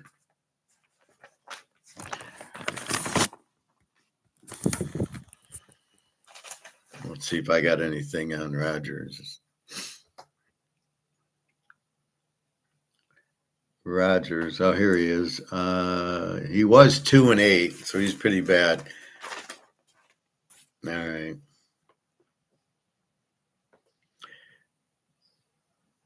We'll go with Detroit for 2 units. Scuball, I don't know what maybe he'll actually go 7 innings because he's trying to get traded. Rogers, I have as a very bad pitcher, although it is a lefty, so play their righties and not hit too much. But I'm shocked Detroit got 14 runs, but Baltimore must have had a bad pitcher yesterday.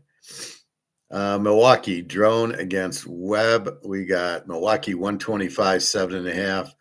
Drone in 4.26, Webb 3.98. Webb I have as he had a lot of unders. He went from winning a lot to having 5 unders in a row. 4-2 Drone in. Milwaukee, good hitting team. Shutout 2, 3-3-3-3, and a 5. So the Niners should hit. Webb with a He's 2-3 his last 5. And his last 6, 2-0-2 is a shutout, 7-5-3-4. This guy gives up a lot of runs. So this is a very easy game here. This will be another free play.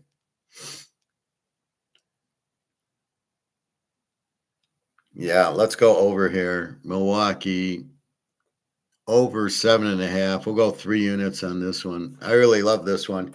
I love it because both pitchers are not pitching very well, but the total is only 7.5. This total should be 9 or 10. The way these pitchers are, Milwaukee can hit. The Niners, they miss Barry Bonds, but otherwise they can hit too. But Webb's not going to do. Milwaukee probably wins the game, but for sure this is going to be over 7.5. Colorado, San Diego. San Diego 158-8. Hughes for Colorado 338. Canning for San Diego 684. This looks like another over. This guy's only pitched 4 games. Huge. He's 1-3. The last 3 have been under. He's given up 0, 3, 2, and 1, but he's pitched 3 innings and 5 innings. So a low ERA in 4 games and 3, 4 inning pitches doesn't really tell you anything.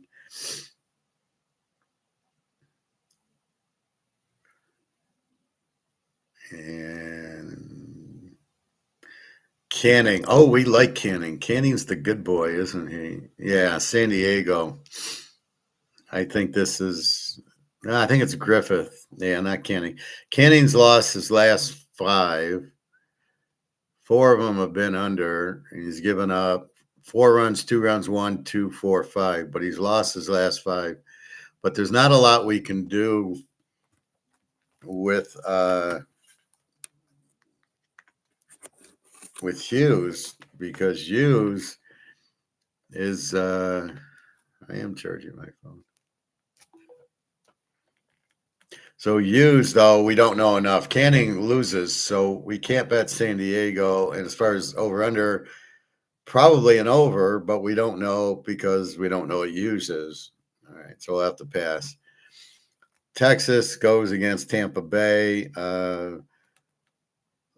Tampa's 136-8. Normally they play under games. Mackenzie Gore, who sucks, 4.85 against Lugimana, 3.60. A new Italian dish at the restaurant. Mackenzie Gore's won his last 3. He's 3-2. He's all over, which makes perfect sense because he gives up a lot of runs.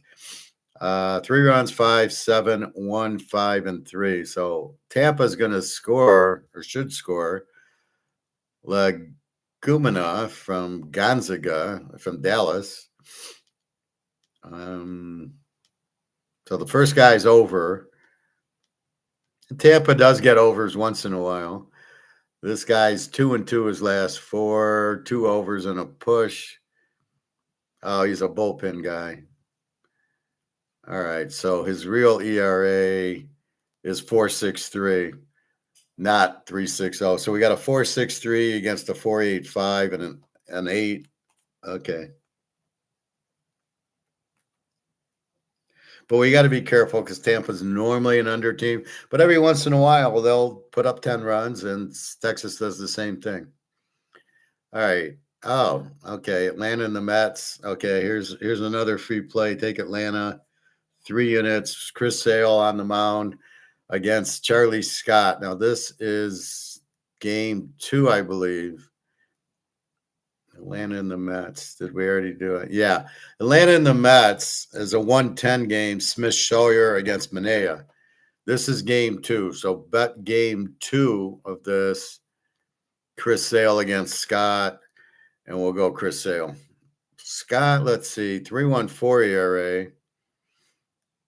He's 6-2 his last 8. And he doesn't pitch a lot. He goes 4 innings, and he's 4 runs, 2 runs, 3 runs, shutout, 3 runs. That should be enough for Atlanta with Sale.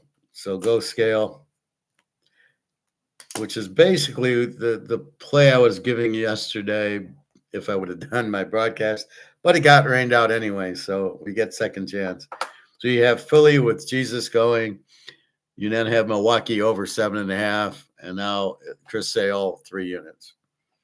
Cleveland, Cincinnati. We've got Cleveland 129, 8.5. Cantillo against Brady Singer. They both have 4 ERAs. Cantillo is 1-3 his last 4.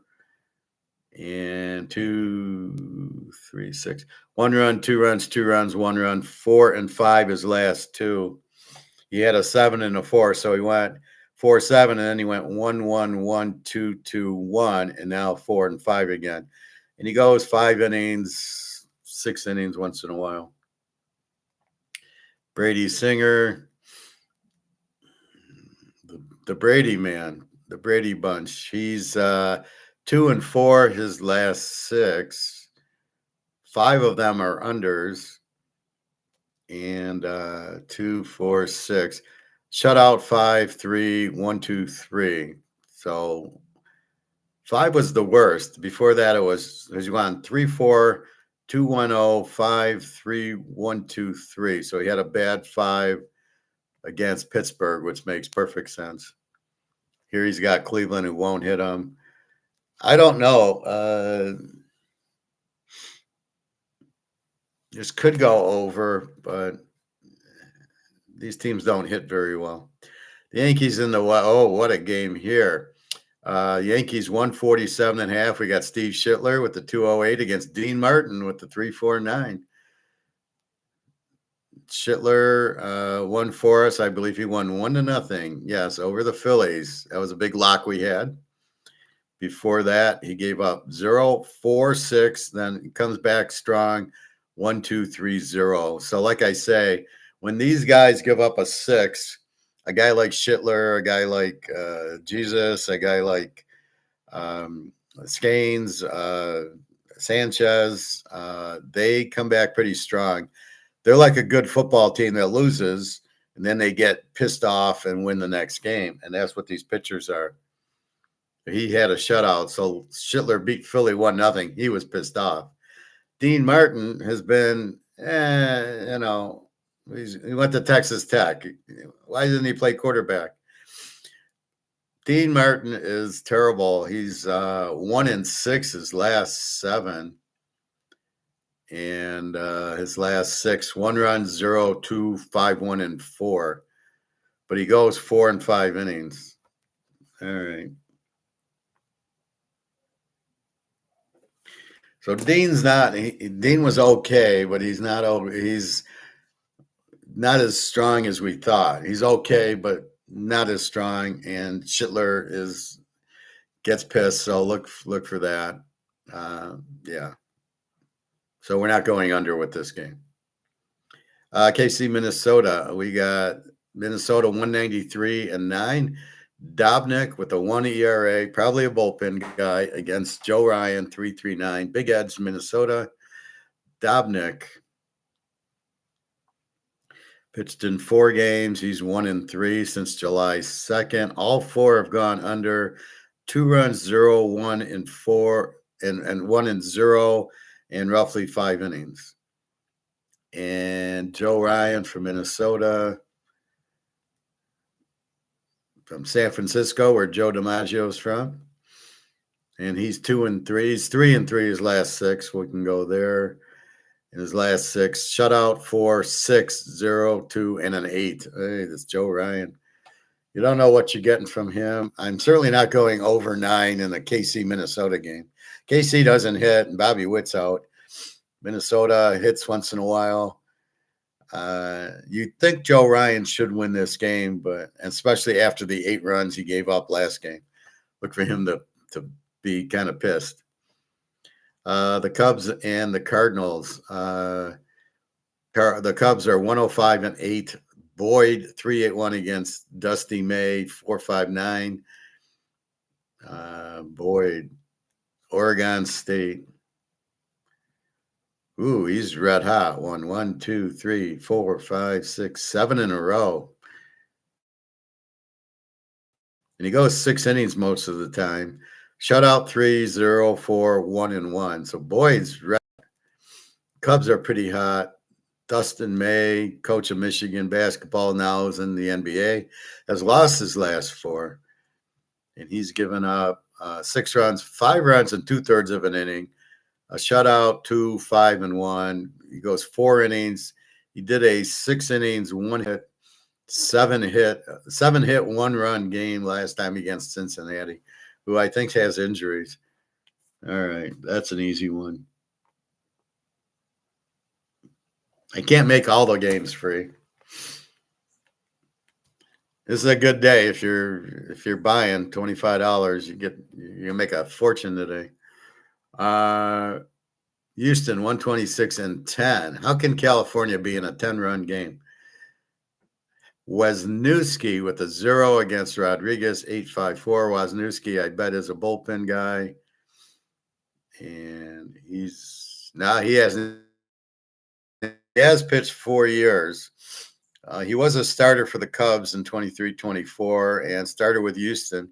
His ERA is 4.63, 3.86, 4.50. So he's basically a pig. Grayson Rodriguez for California. And he's 1-5 his last 6. And he's given up 8 runs, 3 runs, 2 runs, 3 runs, 6 runs, and 5 runs. Okay, I guess we see what to do. It's a high number, but I think it'll get there because both pitchers stink. Boston against Oakland. At Oakland, Boston 146, 10.5. Sandoval 3-2-1 against Jay Lopez, 6-11 for Oakland. Sandoval, I've heard of him. He's pitched in 3 games. They won all 3. Not necessarily he did. 2 of them have gone over. They're all 4 innings, 1 run, 5 runs, and a shutout. Not much there. A lot of bullpen, which we don't know what that means. I love this guy, Jacob Lopez, College of the Canyons. I want to go there. I already got a master's. I'll go there for my PhD, the College of the Canyons. You just meet at the Grand Canyon and you talk sports. He's 1-4 his last 5, this Lopez guy. He goes 3 his last 6, 1 run, 7, 4, an inning and a 2/3 shutout, a 4-2 run, and a 5-inning shutout was his best performance against Minnesota. This is Minnesota's problem. They win. Oakland beats them 2-0, and then and that's it.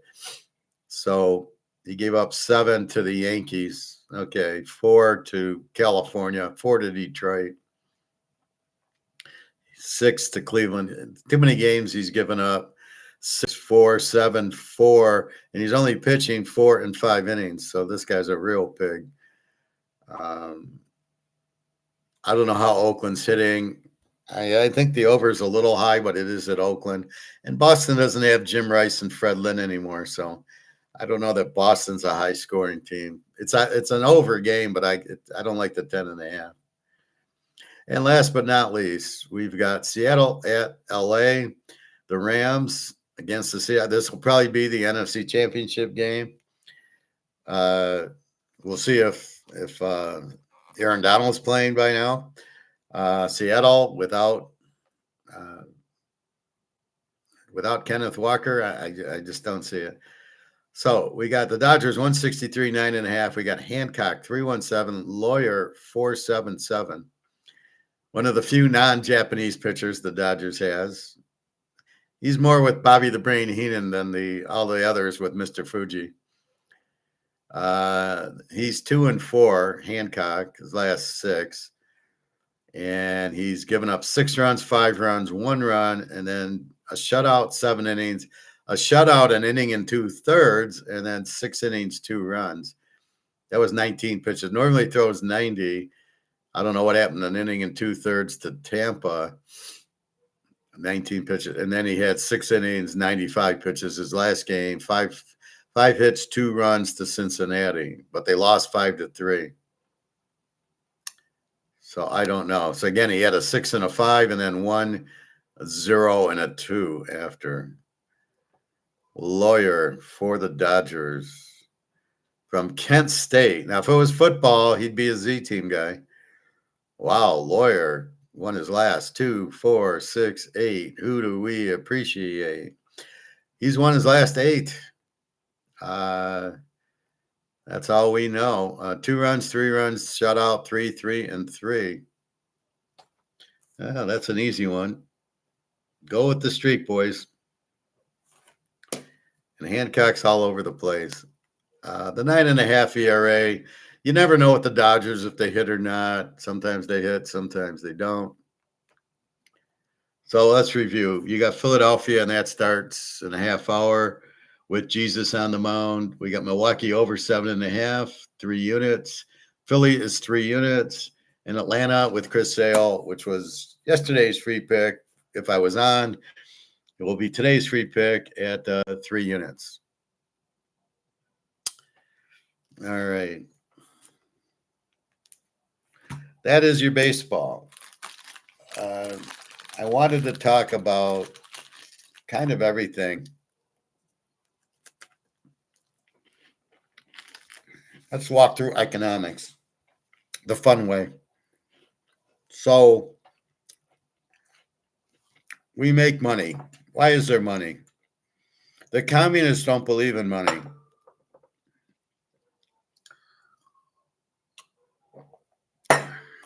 That we don't need it.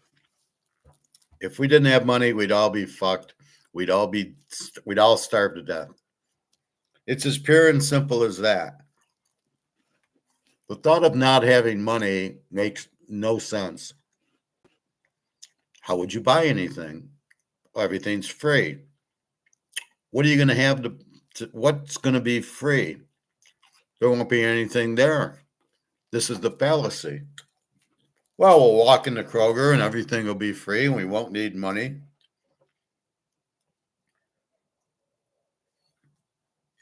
These are people that don't understand markets. They don't understand competition. They don't understand prices.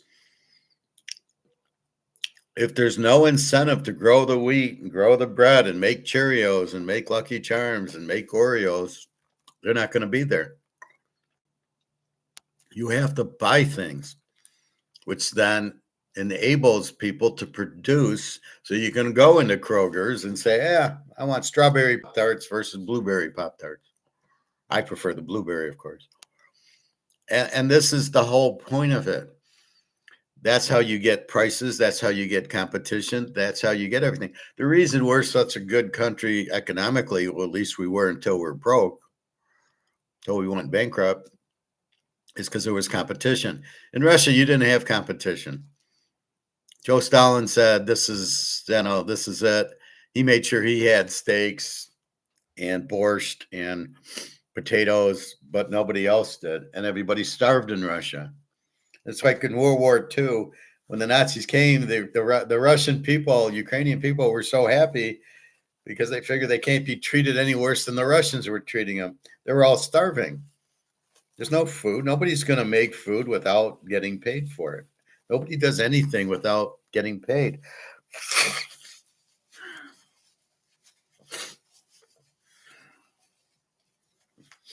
It's the way it is. It's economics. You do things for money. You have to be motivated. My motivation for doing my economics part of this class is to teach you because I don't want you to go broke. Because I know if you stay in the dollar or in the stock market, you're going to be broke. So my motivation is to teach you so you don't end up broke and you buy gold and silver and you can survive and be happy when everybody else goes broke. We'll be sitting there going, yeah, okay, we're in gold. Happy times.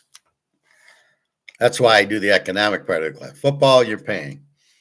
Because now you want to bet, you want to make money, you want to have a better life. Money gives you a better life.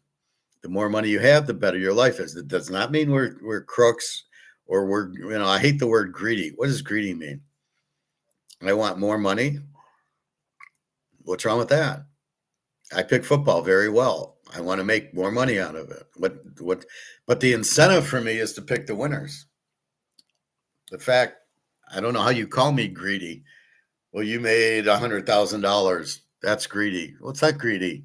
I have the skill set to pick the winners. That's not greed. That's intelligence. And I want to sell it to you so you make money and you can buy gold.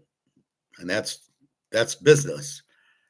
I have a product that people want, and people want to make more money because that's the way life is. Why do you go to school? You can get a good job.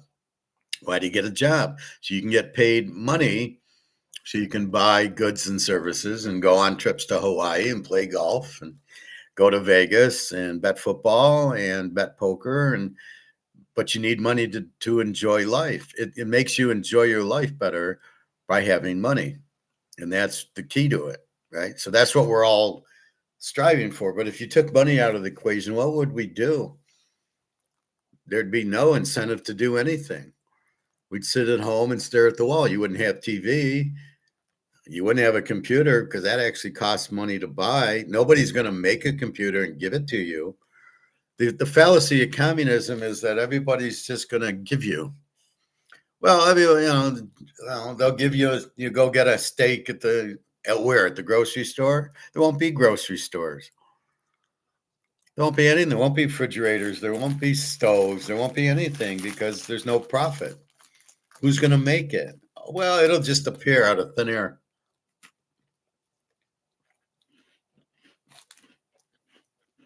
That's my whole argument. Without the profit motive, you won't have anything. Nobody's going to do anything. Nobody's going to make a TV, an oven, a refrigerator. There won't be utilities because if they can't make money, you're not going to have lights. You're not going to have heat and air conditioning. You're not going to have clothes. Who's going to make it? And why would they make you clothes? So they say, well, the kibbutz in Israel worked. It didn't work. That's why it's gone.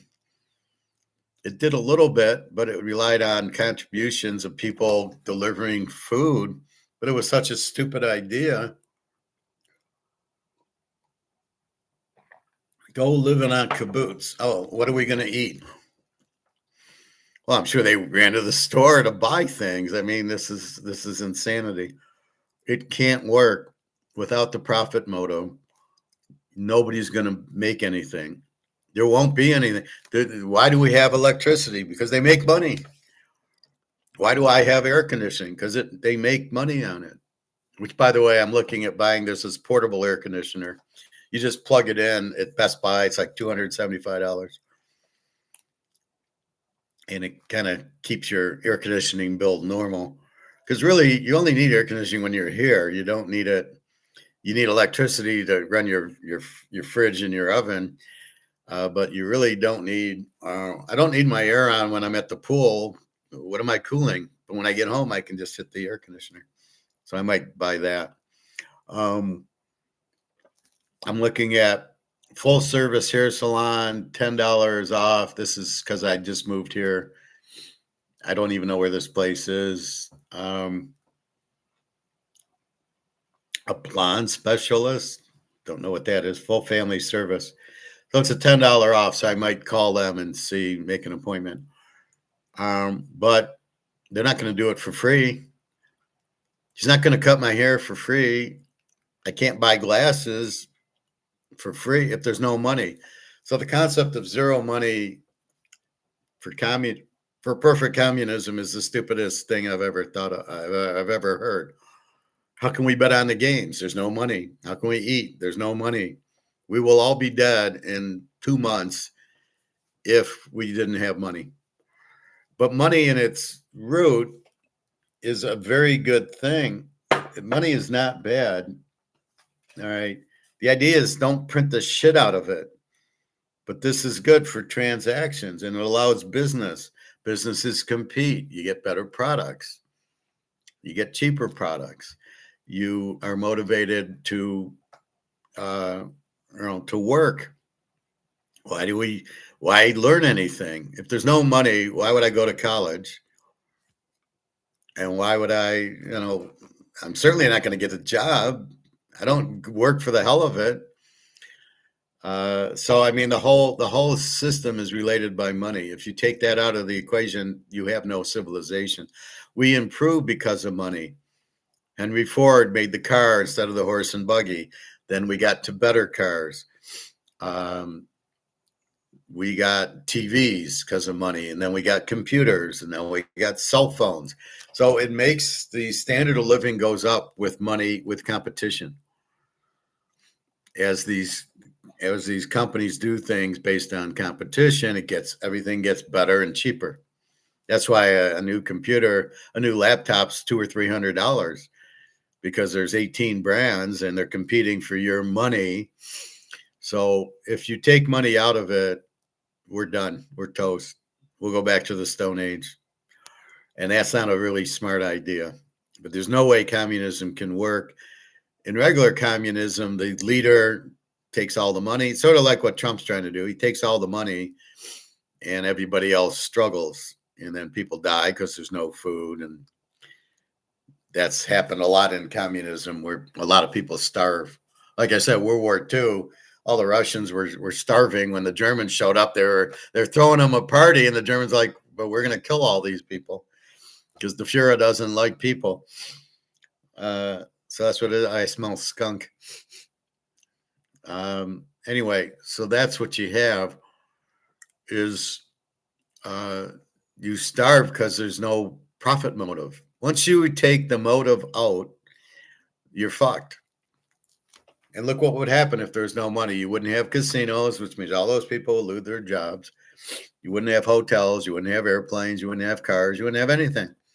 We'd be back in the Stone Age. So tell me one good thing about communism, about having no money. Well, we'll use credits. What's the difference?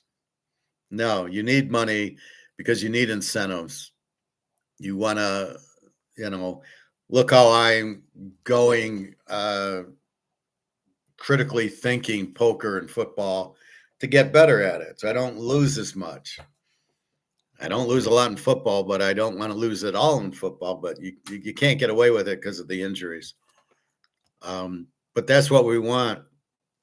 So here, this girl, $10 off for a haircut, which, again, she does it to make money. If she can't make money, she doesn't cut hair anymore. So you have all your incentives. You want to eat. You want to go on trips. You want to play golf. You want to go to the lake. You want to take a vacation and relax. Well, you need money for that. It's as simple as that. That's the key to life, is having money. And the key to money is not to print the shit out of it. So what I'm giving you is the next level. You need money to survive. Money is freedom. It allows you to do what you want to do. Having this kind of money is good until you print the shit out of it, which is what they're at, which is what this idiot doesn't understand. I showed you in the beginning. He doesn't understand that if you print this to zero, you're fucked. And that's where we're at right now. This is printed to zero. So then we critically think, well, what's our way out? And our way out is gold and silver. Why? Well, not because it's pretty, but it is. It's because it's very limited in supply. So you got to understand that principle. Anything limited in supply with high demand has a high value. It's all about value. You don't lose value with gold and silver because they can't print it. They can't inflate it, which is what inflation is printing the dollar to nothing, which is what they've done. That's why I laugh when Trump goes, oh, inflation's down. No, you're talking about prices. Prices are down because nobody can afford higher prices. That's the market. That has nothing to do with inflation. I hate when they do that because he makes it sound like, oh, I'm doing a good job. Look, I got inflation down. Really what he's saying is I got prices down, and really he didn't get prices down. Prices are down because people can't afford to pay $3 for a 2-liter of Coke. So people won't buy it. And if people don't buy it, they got to put it on sale. So that makes prices go down. But it has nothing to do with inflation. Got nothing to do with money printing. And the money printing makes the dollars worth less. So what do? We Rumpelstiltskin and go, well, I can trade my dollars for gold. And thanks to JP Morgan and Madoff and pushing the price of gold and silver down, I can buy it cheaper. It should be $10,000 to $15,000 for gold. I can get it for $4,100. Thank you very much. That's the only positive of COMEX. It keeps the prices down. Now we're waiting for them to come up, but we haven't developed a system of free market gold and silver. It's all this paper COMEX bullshit, which this idiot doesn't get. Howard Marks or something. Is he a Keynesian? No, but he doesn't, it's free market. Gold and silver are not at free market. We wish they were. They'd be much higher, but they're not. So as the dollars, which is the way to measure value, is with money or Mickey, you can measure value here, or gold and silver, or a Picasso, a Rolex. That's how we can measure value, because Rolex, they can print more, but they're very, very limited. A real Picasso or Van Gogh is worth a fortune because it's highly demanded and very low supply. I mean, these are originals. There's only one, and everybody wants Picasso, Van Gogh, so they're worth $1 million. That's the value of it. But that's what you're looking for, something very limited in supply, very high in demand, and that happens to be gold and silver. And what are we trying to do? We're trying to keep value. That's our goal. Why do we go to work? For value. We're worth 100,000 and we get 100,000. The problem is we're getting paid in monopoly money. So we have to understand that. And then when you get paid, you have to pay your bills because they're taking monopoly money. So just because they take monopoly money doesn't mean the monopoly money is worth anything. And then you change that into gold and silver with whatever's left. So if you get 100 grand after taxes, you make 70 grand. And after 40 grand goes to your expenses, you got 30 grand to buy gold and silver with, go on vacations, play golf and tennis and all that stuff. But that's the way life works. You have to have money. It gives you value. It gives you a better lifestyle. As you make more money because you're a doctor, a lawyer, an IT guy, a finance guy, you then have a higher skill set. You get paid more for your skill set. And that's what the point is. You want to get paid more. That's not Daria. It's not her ring. Daria, I gave a unique ring to. I hate when they say, well, that's your app slated for deep sleep. Well, I don't care.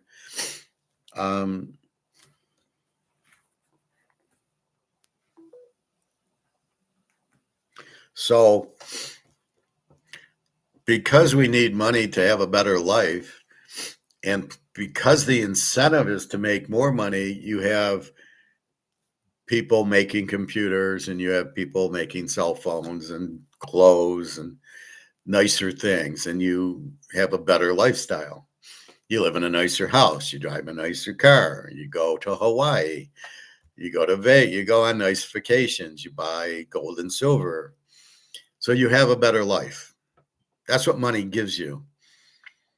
The competition gives you even a better life because competition helps us, the consumer. We have choices. We can go to Kroger's, we can go to an expensive store, we can go to Aldi, we can go to Meijer's, we can go to Walmart, wherever we want to go for food, we can go there. And that's the point. And they're going to compete, and that helps us. We're the ones who benefit from competition. You watch what happens in New York with this free grocery store or whatever this idiot's going to do. You watch that. It'll fail because how are they going to pay the vendors? It's sort of like the government, right? The government wants to give you free healthcare and free this and free school and that. How do you pay for it? if we don't pay the grocery store for the goods, how does the grocery store pay the vendors for the goods to bring in? How you pay Coca-Cola to drop the 2 liters off?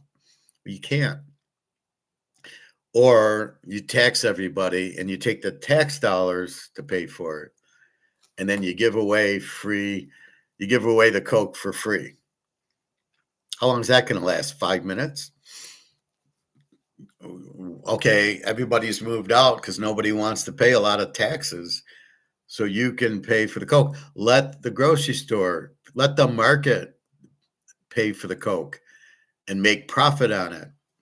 Buy it for $1.50 a 2 liter and sell it for $3 a 2 liter. So they bring it in and they make money on it.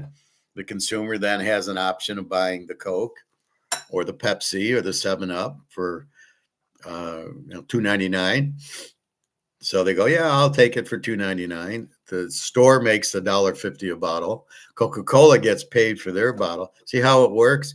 And to give it away for free means you don't have any money coming in to pay the vendors. So the vendors aren't going to just show up and fill the grocery store with items if they don't get paid for it. There's no incentive for them.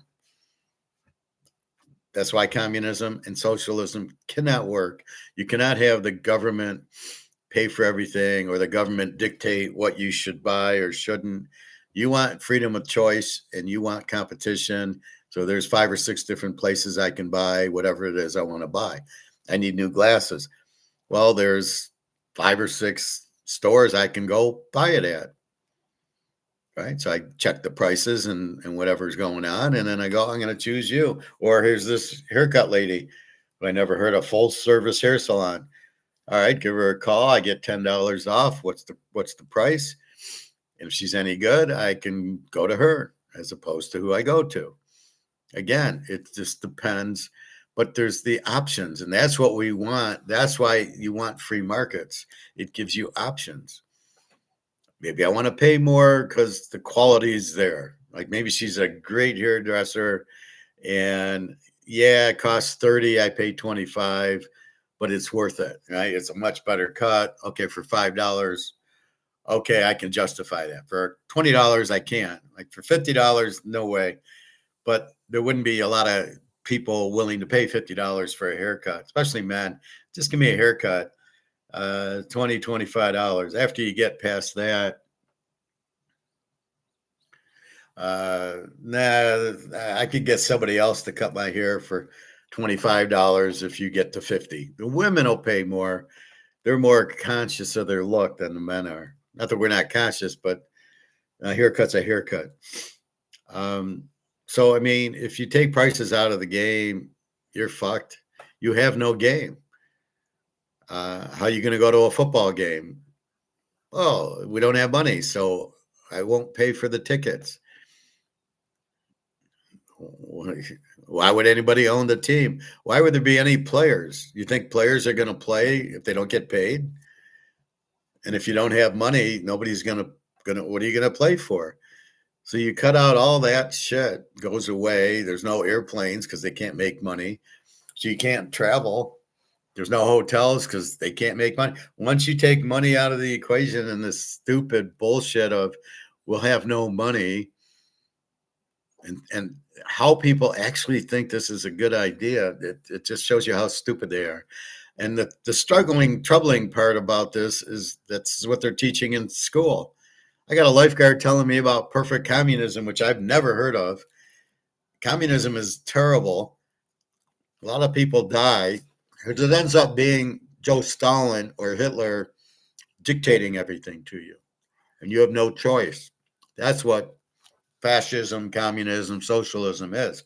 It must be free markets where we're free to choose. That's why America was superior to everything, because we have the competition. We had sound money. And that's why, yes, they're killing the money. And that's why you go into gold and silver, because the idiots have stolen all the money because they're all corrupt. So the money's not worth anything. So therefore, we have to get out of it. And therefore, we look around Well, we'll get into other money. No, we can't. We can't get into British pounds and euros and Swiss francs because none of them are backed by gold. So none of the money is worth anything except for BRICS. China, backed by gold. Russia, backed by gold. India, Saudi Arabia, Brazil. Finally, some intelligence. They back their money by gold. We'll keep their money with valuable. We either go buy wands that are backed by gold or we just buy fucking gold. And we're doing it to survive because the money that hasn't got a value and isn't worth anything and keeps getting printed to lose all its value. Why would we want to be in something with no value? You want to be in something with value, which is gold and silver, which takes us back to this moron. And I can't believe this guy actually is a billionaire. He must be very corrupt. But to hear this, Benjamin Graham, who was Warren Buffett's teacher at Columbia and first boss when Buffett worked at Graham Newman Hedge Fund, said that in the long run, the market is a weighing machine. It assesses merit. But in the short run, it's a voting machine. It reflects popularity. And gold is having its day in the sun now with great popularity. So I think that's the main reason. Now, people would say, oh, no, that's not it. People are worried. People are terrified. And they're worried about the United States and the deficits and the debts. They're worried about China and Taiwan and rare earths. And they're worried about the Middle East. And they're worried about the quality of leadership in politics around the world, Russia, Ukraine. There's so many worries. That's why everybody's running to gold. Well, if that were true, then would the stock market be at an all-time high? Okay, so again, how is that correlated? What does the stock market have anything to do with gold? It's totally separate. It's like these two cards. What do they have in common? This is a Z Team, very pretty Patrick Roy card. And this is like a 1995 card. This is like a 1962 or 63. And it's got Mickey Mantle and Maris. What are these two? So if this price goes up, this is not correlated to this price. They have nothing to do with each other. This could go up to 10,000. This could go up to 10,000. If this goes up to 10,000, it's got no bearing on this card. And if this goes up to 10,000, it has no bearing on this card. These two are not at all affiliated. There's no correlation between this card and this card. Why is there a correlation between gold and the stock price? There's no correlation. There's no correlation between the dollar and gold. Why do people want to correlate it? Alligator McLeod. Well, it's not gold going up, it's the dollar going down. No, you're 100% wrong. There is no correlation. Gold is its own price and its own market based on supply and demand. And if everybody wants gold, because everybody realizes the dollar's worthless, the gold price goes up. We get that. The dollar going down because they keep printing it. We get that, but it doesn't mean that gold goes up because the dollar goes down. And then how could the dollar ever get stronger when they keep printing it? The dollar cannot gain value because they printed this shit out of it. So the dollar can never gain value, which means gold should never go down according to Alligator McLeod. Because the gold can't go down. There's high demand, low supply. And if it's correlated to the dollar and he's saying the dollar got stronger, well, that's a lie. The dollar did not get stronger. The dollar is very weak. So what is the correlation between gold and the stock market? Zero. What's the correlation between gold and the dollar? Zero. Gold is its own. This is gold. This is the dollar. There is no correlation. This is people who like Mantle. This is people who like this Z Team's design and Patrick Roy. These are not correlated. So this guy says it, but because he looks confident and he's rich, people believe him, which is the biggest problem with people. You can't believe. That's why they elect presidents is based on their looks. because none of them know what the fuck they're doing because you're not trained to be a president. All right. And would the world's currencies be relatively stable? People are worried about the dollar. Is that why they're running to gold? Well, the dollar's been stable for 6 months. Can we challenge him? Or because he said it, we just automatically believe it? Maybe it is stable. It isn't worth anything. So maybe it's at zero for the last 6 months. You call that stable. But what's he talking about? He's talking out of his asshole. He doesn't know what he's saying.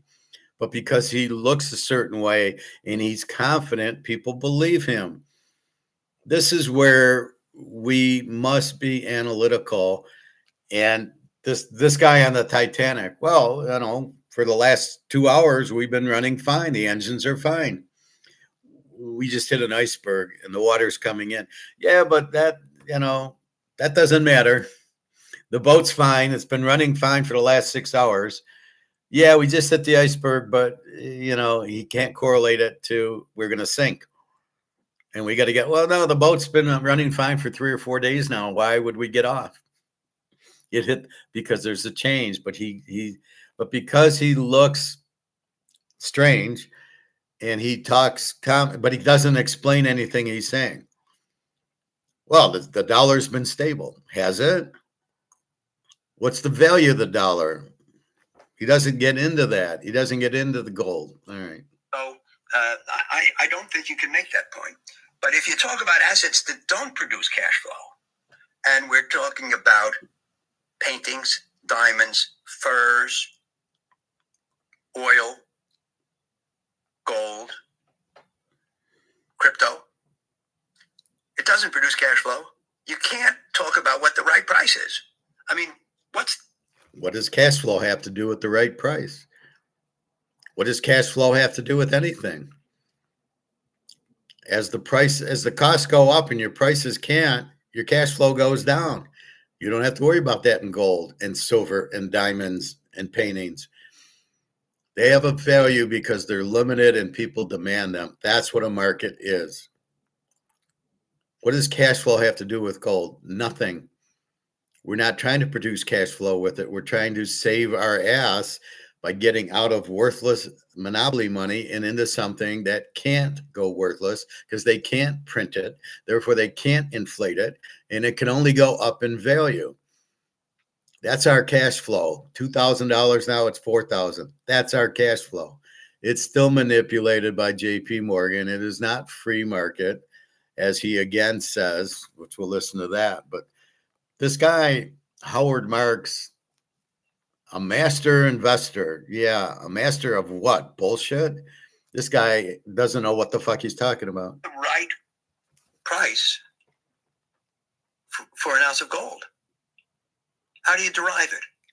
How do you calculate it? And, you know, there is no intelligent way to assess the intrinsic value.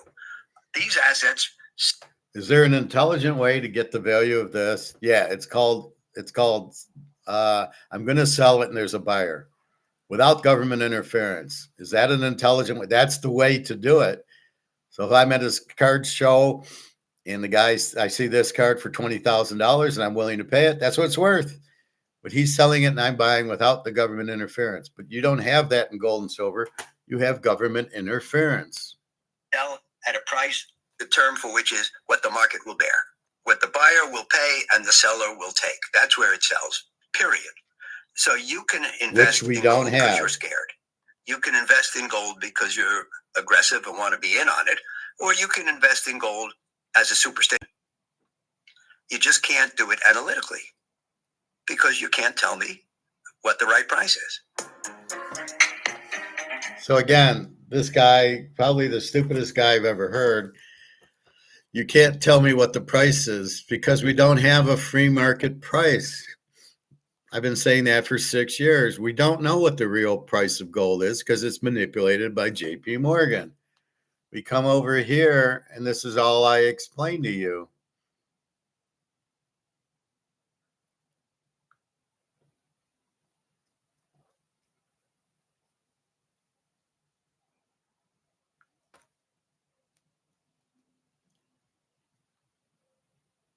Is this the real price, 4,016? Is this the free market price?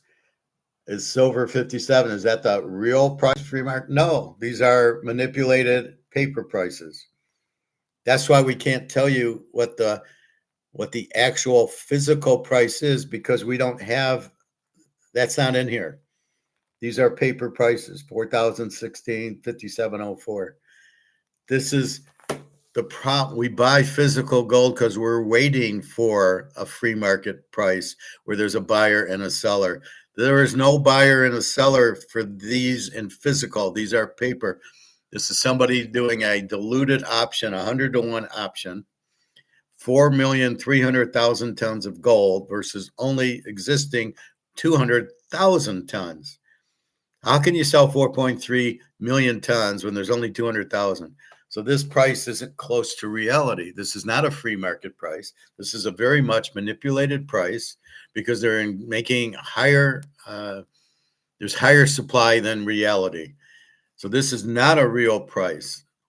So you're right. We don't know what it is. However, we know it's much higher than this 4,100. We also know it's extremely limited. And we also know it's very strongly demanded by all the fucking BRICS countries, central banks, China, Russia, India, and people like us. Highly demanded because it can't lose its value because it can't be printed.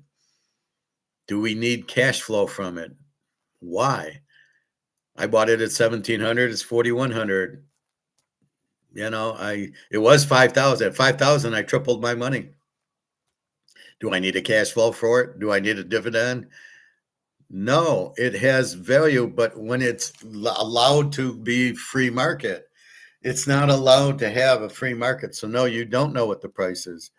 This 4,000 is a paper price. So that is a paper price. If I went to the gold store today, I'd pay 4,000 plus $100 premium for the gold. And that would be what I would pay for it. So, and then I get that. And that's the problem. But it's not the real price because there is no real physical price, which is what we're hoping that Shanghai does. And if you like my title, it's Pat, please check in.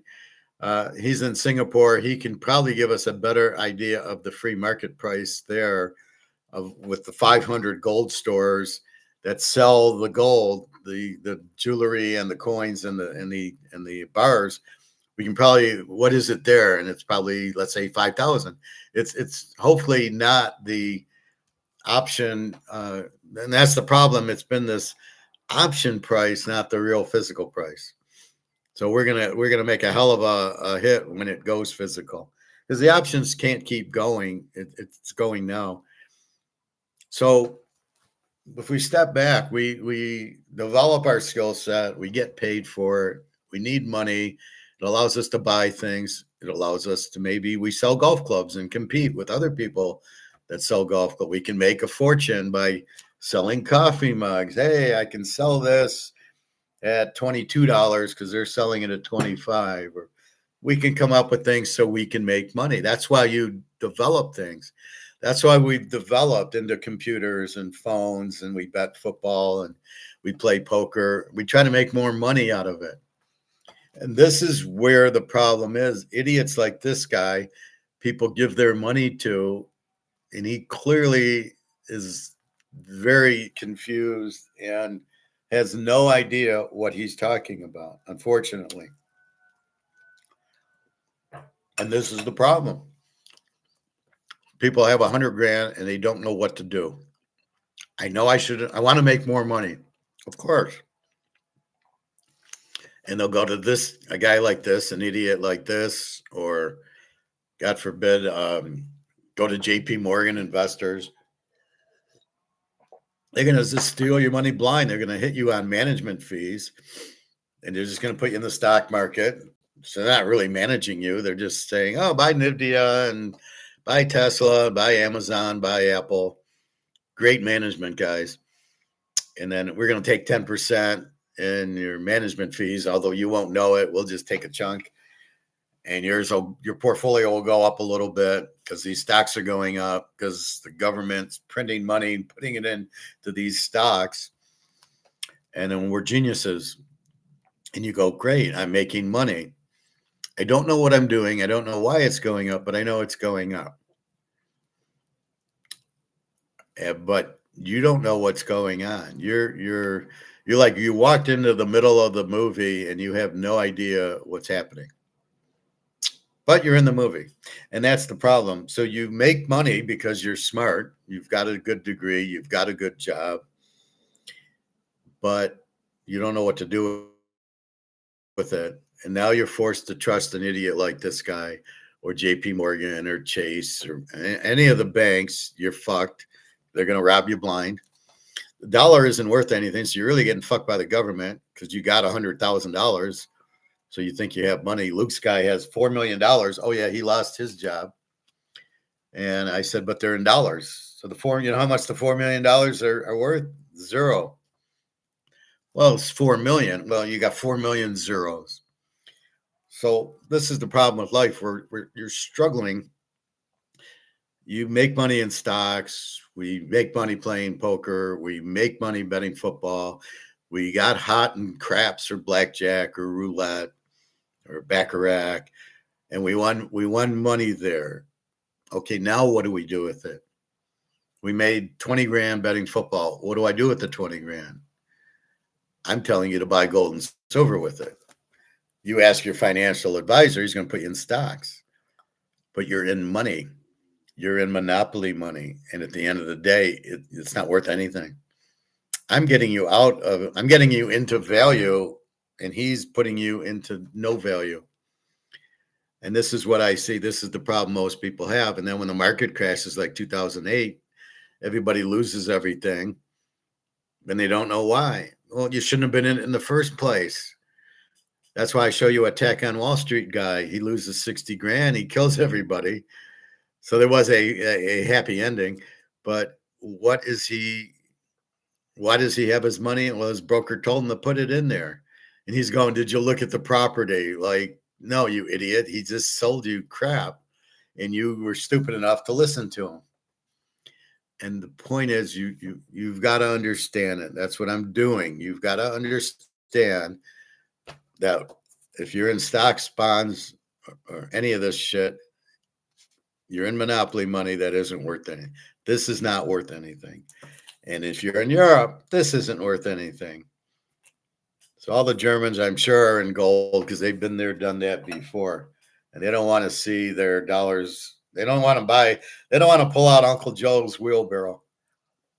Well, Uncle Joe used it in the 20s. It probably still works. You'll never need a wheelbarrow with gold and silver. So when these idiots try to talk you out of it, you just laugh at them. You're going, what do you mean the dollar is stable? What do you mean gold is superstitious? Or there's no problem with the $40 trillion in debt. You gotta wonder when somebody says that, if they have an idea, well, you don't worry about the wars. Well, it costs money. You do worry about the wars. They're very expensive. They're bad for the economy. People are dying. That's not a good thing. So what is he telling us? Buy stocks? And what I get out of it is anytime I see a video by Howard Marks, I immediately make a negative, call him an idiot, and click out. I don't want to watch it.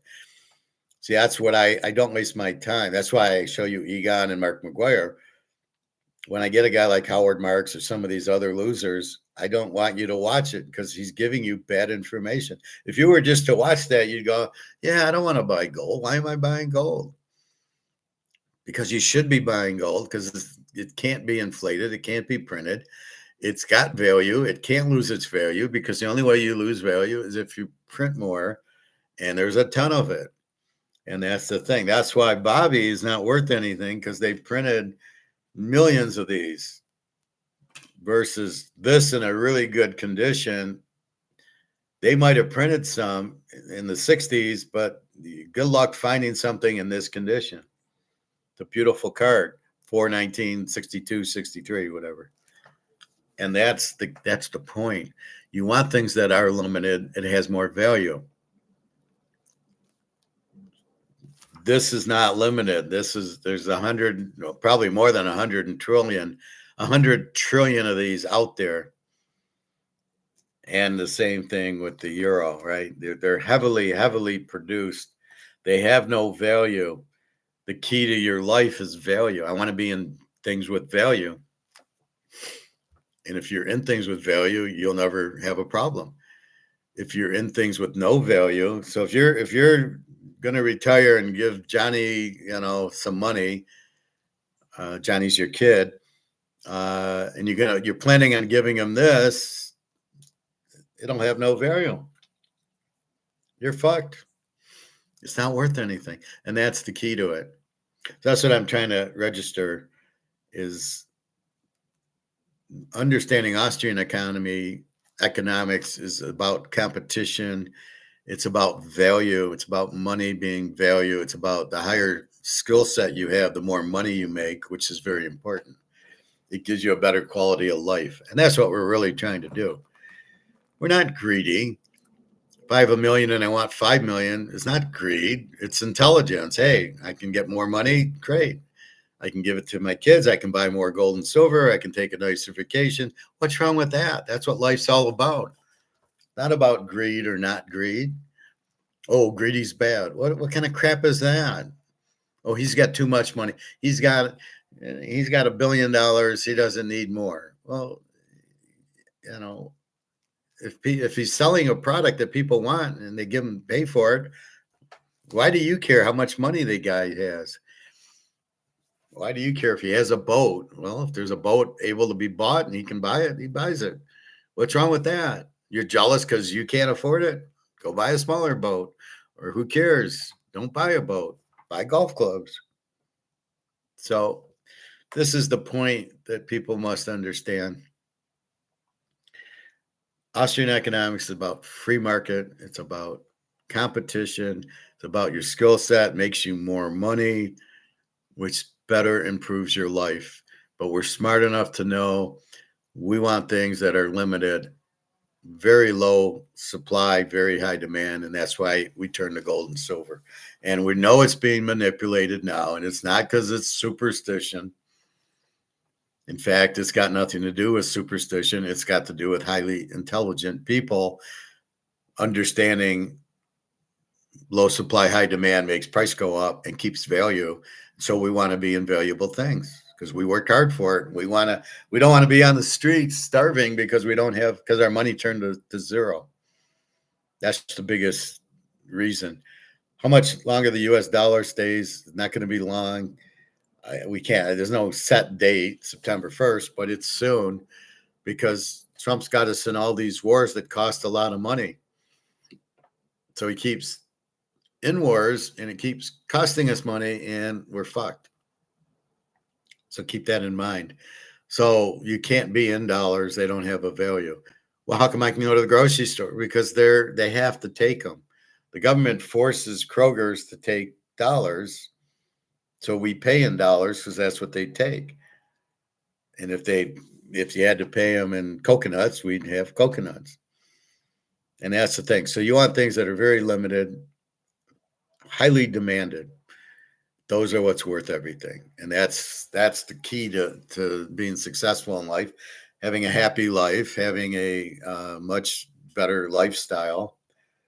And, without money, you're going to die. There won't be doctors. And, you won't be able to buy medicine because nobody's going to sell it. Without money, there's no economy. Nobody's selling anything because there's no reward to sell it. Well, they'll do it just because. Yeah, that doesn't work. I was talking to this girl. She wants to be a doctor. She's the one who came up with this communist shit. And she says, well, I just want to help people. And I go, yeah, until you will want to get paid for it. You might do that if you have, $50 million and then you won't charge, but you're certainly going to charge that. So I don't really get what the fuck she's talking about. And she doesn't either. But the fact they're teaching kids in high school perfect communism is a big worry. But at the end of the day, they'll all get burnt. They'll all lose everything. And if it ever came about, everybody would starve. Your quality of life would go to zero. The life expectancy would go to like 20 years. Like now it's about like 85.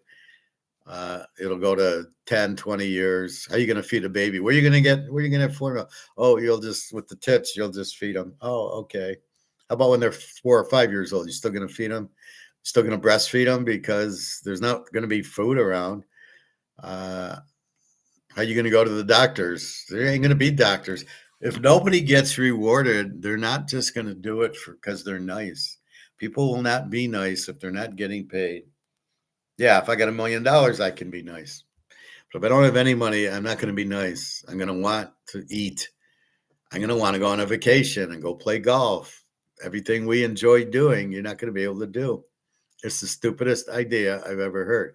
Why they're teaching this stupid idea, I would have a talk with your kids if they're teaching them communism or perfect communism, and I'd pull them out of that class and I'd have a word with that teacher and just tell them to fuck off, and why don't you go to Russia and teach it, or some communist country. Anyway, this is the problem. So that's what you're trying to do. You're trying to educate yourself so you understand poker. That's why I showed you poker, the bluff. It's so obvious when you see them make that big all-in bet that they're bluffing, if you can understand it and think about it like that. The big bets are to get you to fold, because if they have a good hand, they don't want to make a big bet because they want you to call them. But by learning the players, they know how much I'm playing Fred. I know how much I can bet that Fred will call me, or Stu, or Phil, or George, or Susie, or Billy, or Jeannie. I know how much I can bet that they'll call me. And that's the key to it. And you always change your style so they don't know he normally is bluffing there, or he checked, he's got a big hand. And they don't know. I'm just checking because I don't have any hand. So that's what you got, and you just go from there. And but we talk about different strategies, but we do the same for football, for baseball, for poker. Betting sports, all the gambling is what we're trying to do. If you take it all away, is how do I win at it? How do I make money doing it? That's what you do. You're not doing it for the entertainment, because there's no entertainment if you lose. You're doing it to make money. You have to understand when you lose, why did I lose? If I won, why did I win? We've got baseball down to pitchers. We've got football down to quarterbacks, defense. And we can determine what's going to happen based on what we see on the field, offensively, defensively, how stupid the coach is, how stupid the owner is, and all that. So that's what we're looking for. So if you understand the stock market, you understand gold and silver, you understand they're printing this to zero, you understand what the government's doing, then it's so much easier to figure it out. You're trying to figure out what's going on. I'm giving you aids and how to look at it. And hey, we hit the iceberg, we're going to sink. We got to get the fuck off this boat into a lifeboat. No, we don't need to wait until we see the boat 90% in the water to realize it's going to sink. Oh, it hit an iceberg and the water's coming in. Well, we better get into the lifeboat. That's what you're trying to do in everything. A happened, and then B's going to happen, and then C's going to happen, and you got to think through it. And that's what you're doing. You're doing it in poker. You're doing it in football, baseball. Baseball, well, we've got Jesus going today, but if they pull him after 6 innings, then we're stuck with the bullpen. What do we do? And that's why we lose. If we lose, if they pull him too early and they go to the bullpen. So anyway, I think that's about it. We just checked gold 4,017. Again, it's way, way undervalued. I'd be a buyer with gold and silver now.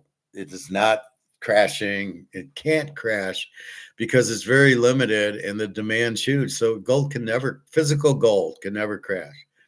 Paper gold can. But if you notice, even this guy did not give you a differentiation, physical or paper, of what he was talking about. Well, it's a superstition. What kind of, I'm superstitious, I'm going to buy gold. But he never differentiated paper and physical. Well, it's the physical market. It's what it's what a seller will sell it for and a buyer will buy it. We don't have that. We don't have the physical price. They are using the paper price to sell it, which is way, way cheaper than the real price. Well, I understand that, and we go from there. Anyway, so that's the bottom line because Stone Cold has said so. So sorry about yesterday. I got busy, and I just get tired after. I think it's I went to eat, and then I went swimming, and I take the hot tub. And when I get home, I kind of relax, and I was going to do it last night, but anyway, you got it now. Yeah, football. It's all we're all brainstorming. It's looking and understanding the key variables, which is why you cannot. It's all an art, not a science. Why you can't use science on it. I know people want to use their formulas. It doesn't work. It can't work. It's impossible to work because there's too many variables, and it's too much art than science. And because I've been doing this since 1968, 69, watching football, I started off young. I catch the variables pretty quickly, even though they try fucking you like this instant replay really has no bearing on it. The line to gain really has no bearing. The refs being idiots, it kind of all washes out. They fuck up calls on both sides. So we're still looking at the outcomes, and we even with all the bullshit with the replay and the refs and everything else, we still get the result. And that's what we're looking for, is to dig into the results. So I'm going to go and go through my week 1 football, and I'm going to add my teaser stuff into it. So now what I got to do is I've done this, right? And here's, the quarterbacks, and here's the game and everything. And all I'm marking is I'm not marking who I think. I'm just marking good teams and the bad teams there and the bad defenses. And then when I'm going over here, I'll put my teaser trends in. And all I can do is use last year's and look at the last year, how they trended, and then do New England's a road dog. Are they a good road dog? Seattle's a home favorite. Seattle's a lousy home favorite. They used to be good with Richard Sherman, but when he left, they became kind of weak. They lose a lot at home because they're laying 6, and they can barely win these games. Last year, they got a little bit different, little better defense. So they kind of turned into an under team. So you play it from there. Anyway, that's what we got. And that's it. So have a wonderful day. Try to think, be a critical thinker. Why is this that? Why is that that? Why is? And think like that. All right, www.teaserking.com football. First game is August 29th. So I would buy it. That's, I don't know what day is, Thursday. I would buy it like the week before, because I'll probably, because it's week 1, post the games probably 6-7 days prior, because I can study them now. I already know who I'm taking, and then go from there. And then pros will be September 5th or 6th, but you've already bought, or again, somebody said, well, I bought for a week, and they bought it on like Wednesday, trying to get 2 weeks in. And I said, no, the week you buy is, it starts on Tuesday and goes till Monday. So if you buy 1 week, it's the Tuesday, Wednesday, Thursday, and it ends with Monday night. And it always ends with Monday night. Then week 2 comes in, starts Tuesday and ends Monday night. So we're always ending Monday night. So you can buy on Wednesday. You're getting until Monday night. So don't try to scam me, please. You're barking up the wrong tree with me. Anyway, so that's what's happening. I hope you learned with the poker and the whole thing with the money and the whole thing. You're trying to be smart. You're trying to figure out what to do. You're trying to have value. You want to be in things with value and get out of things without value. That's why we buy gold. That's why we buy silver. And we recognize the price is manipulated. So we don't have the actual physical price of a buyer and a seller. We do not have that.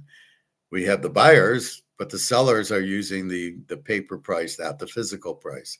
We're waiting for the seller to use the physical price.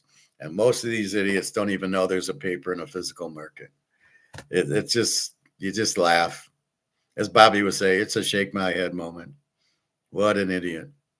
Anyway, well, have a good day. I'm happy I was on, and I don't think we lost it with the internet. So be good. Have a good day. Good luck in baseball. Again, Philadelphia today, Milwaukee over 7.5, and Atlanta with Chris Sale, 3 units. They're all 3 units. Philly's already gone, but I already gave that way early. And then Milwaukee over 7.5, and Atlanta, I think, tonight. So good luck there. Get out of the stock market and just buy all the gold and silver. It's a great time to buy, since we're not at a free market and the price is manipulated low. It's a great time to buy a $10,000 ounce of gold for $4,000 and a $1,000 ounce of silver for $50. You can't beat it, or $60, whatever it's at. And it's manipulated, JP Morgan.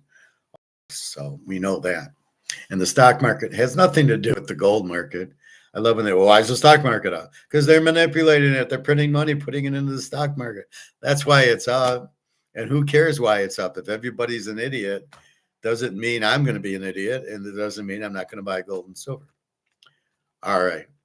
Have a good day, everybody. Enjoy and be safe and buy your gold and silver. And don't worry about the manipulation. It will end soon, and we will see much, much higher prices. All right. Take care, everybody.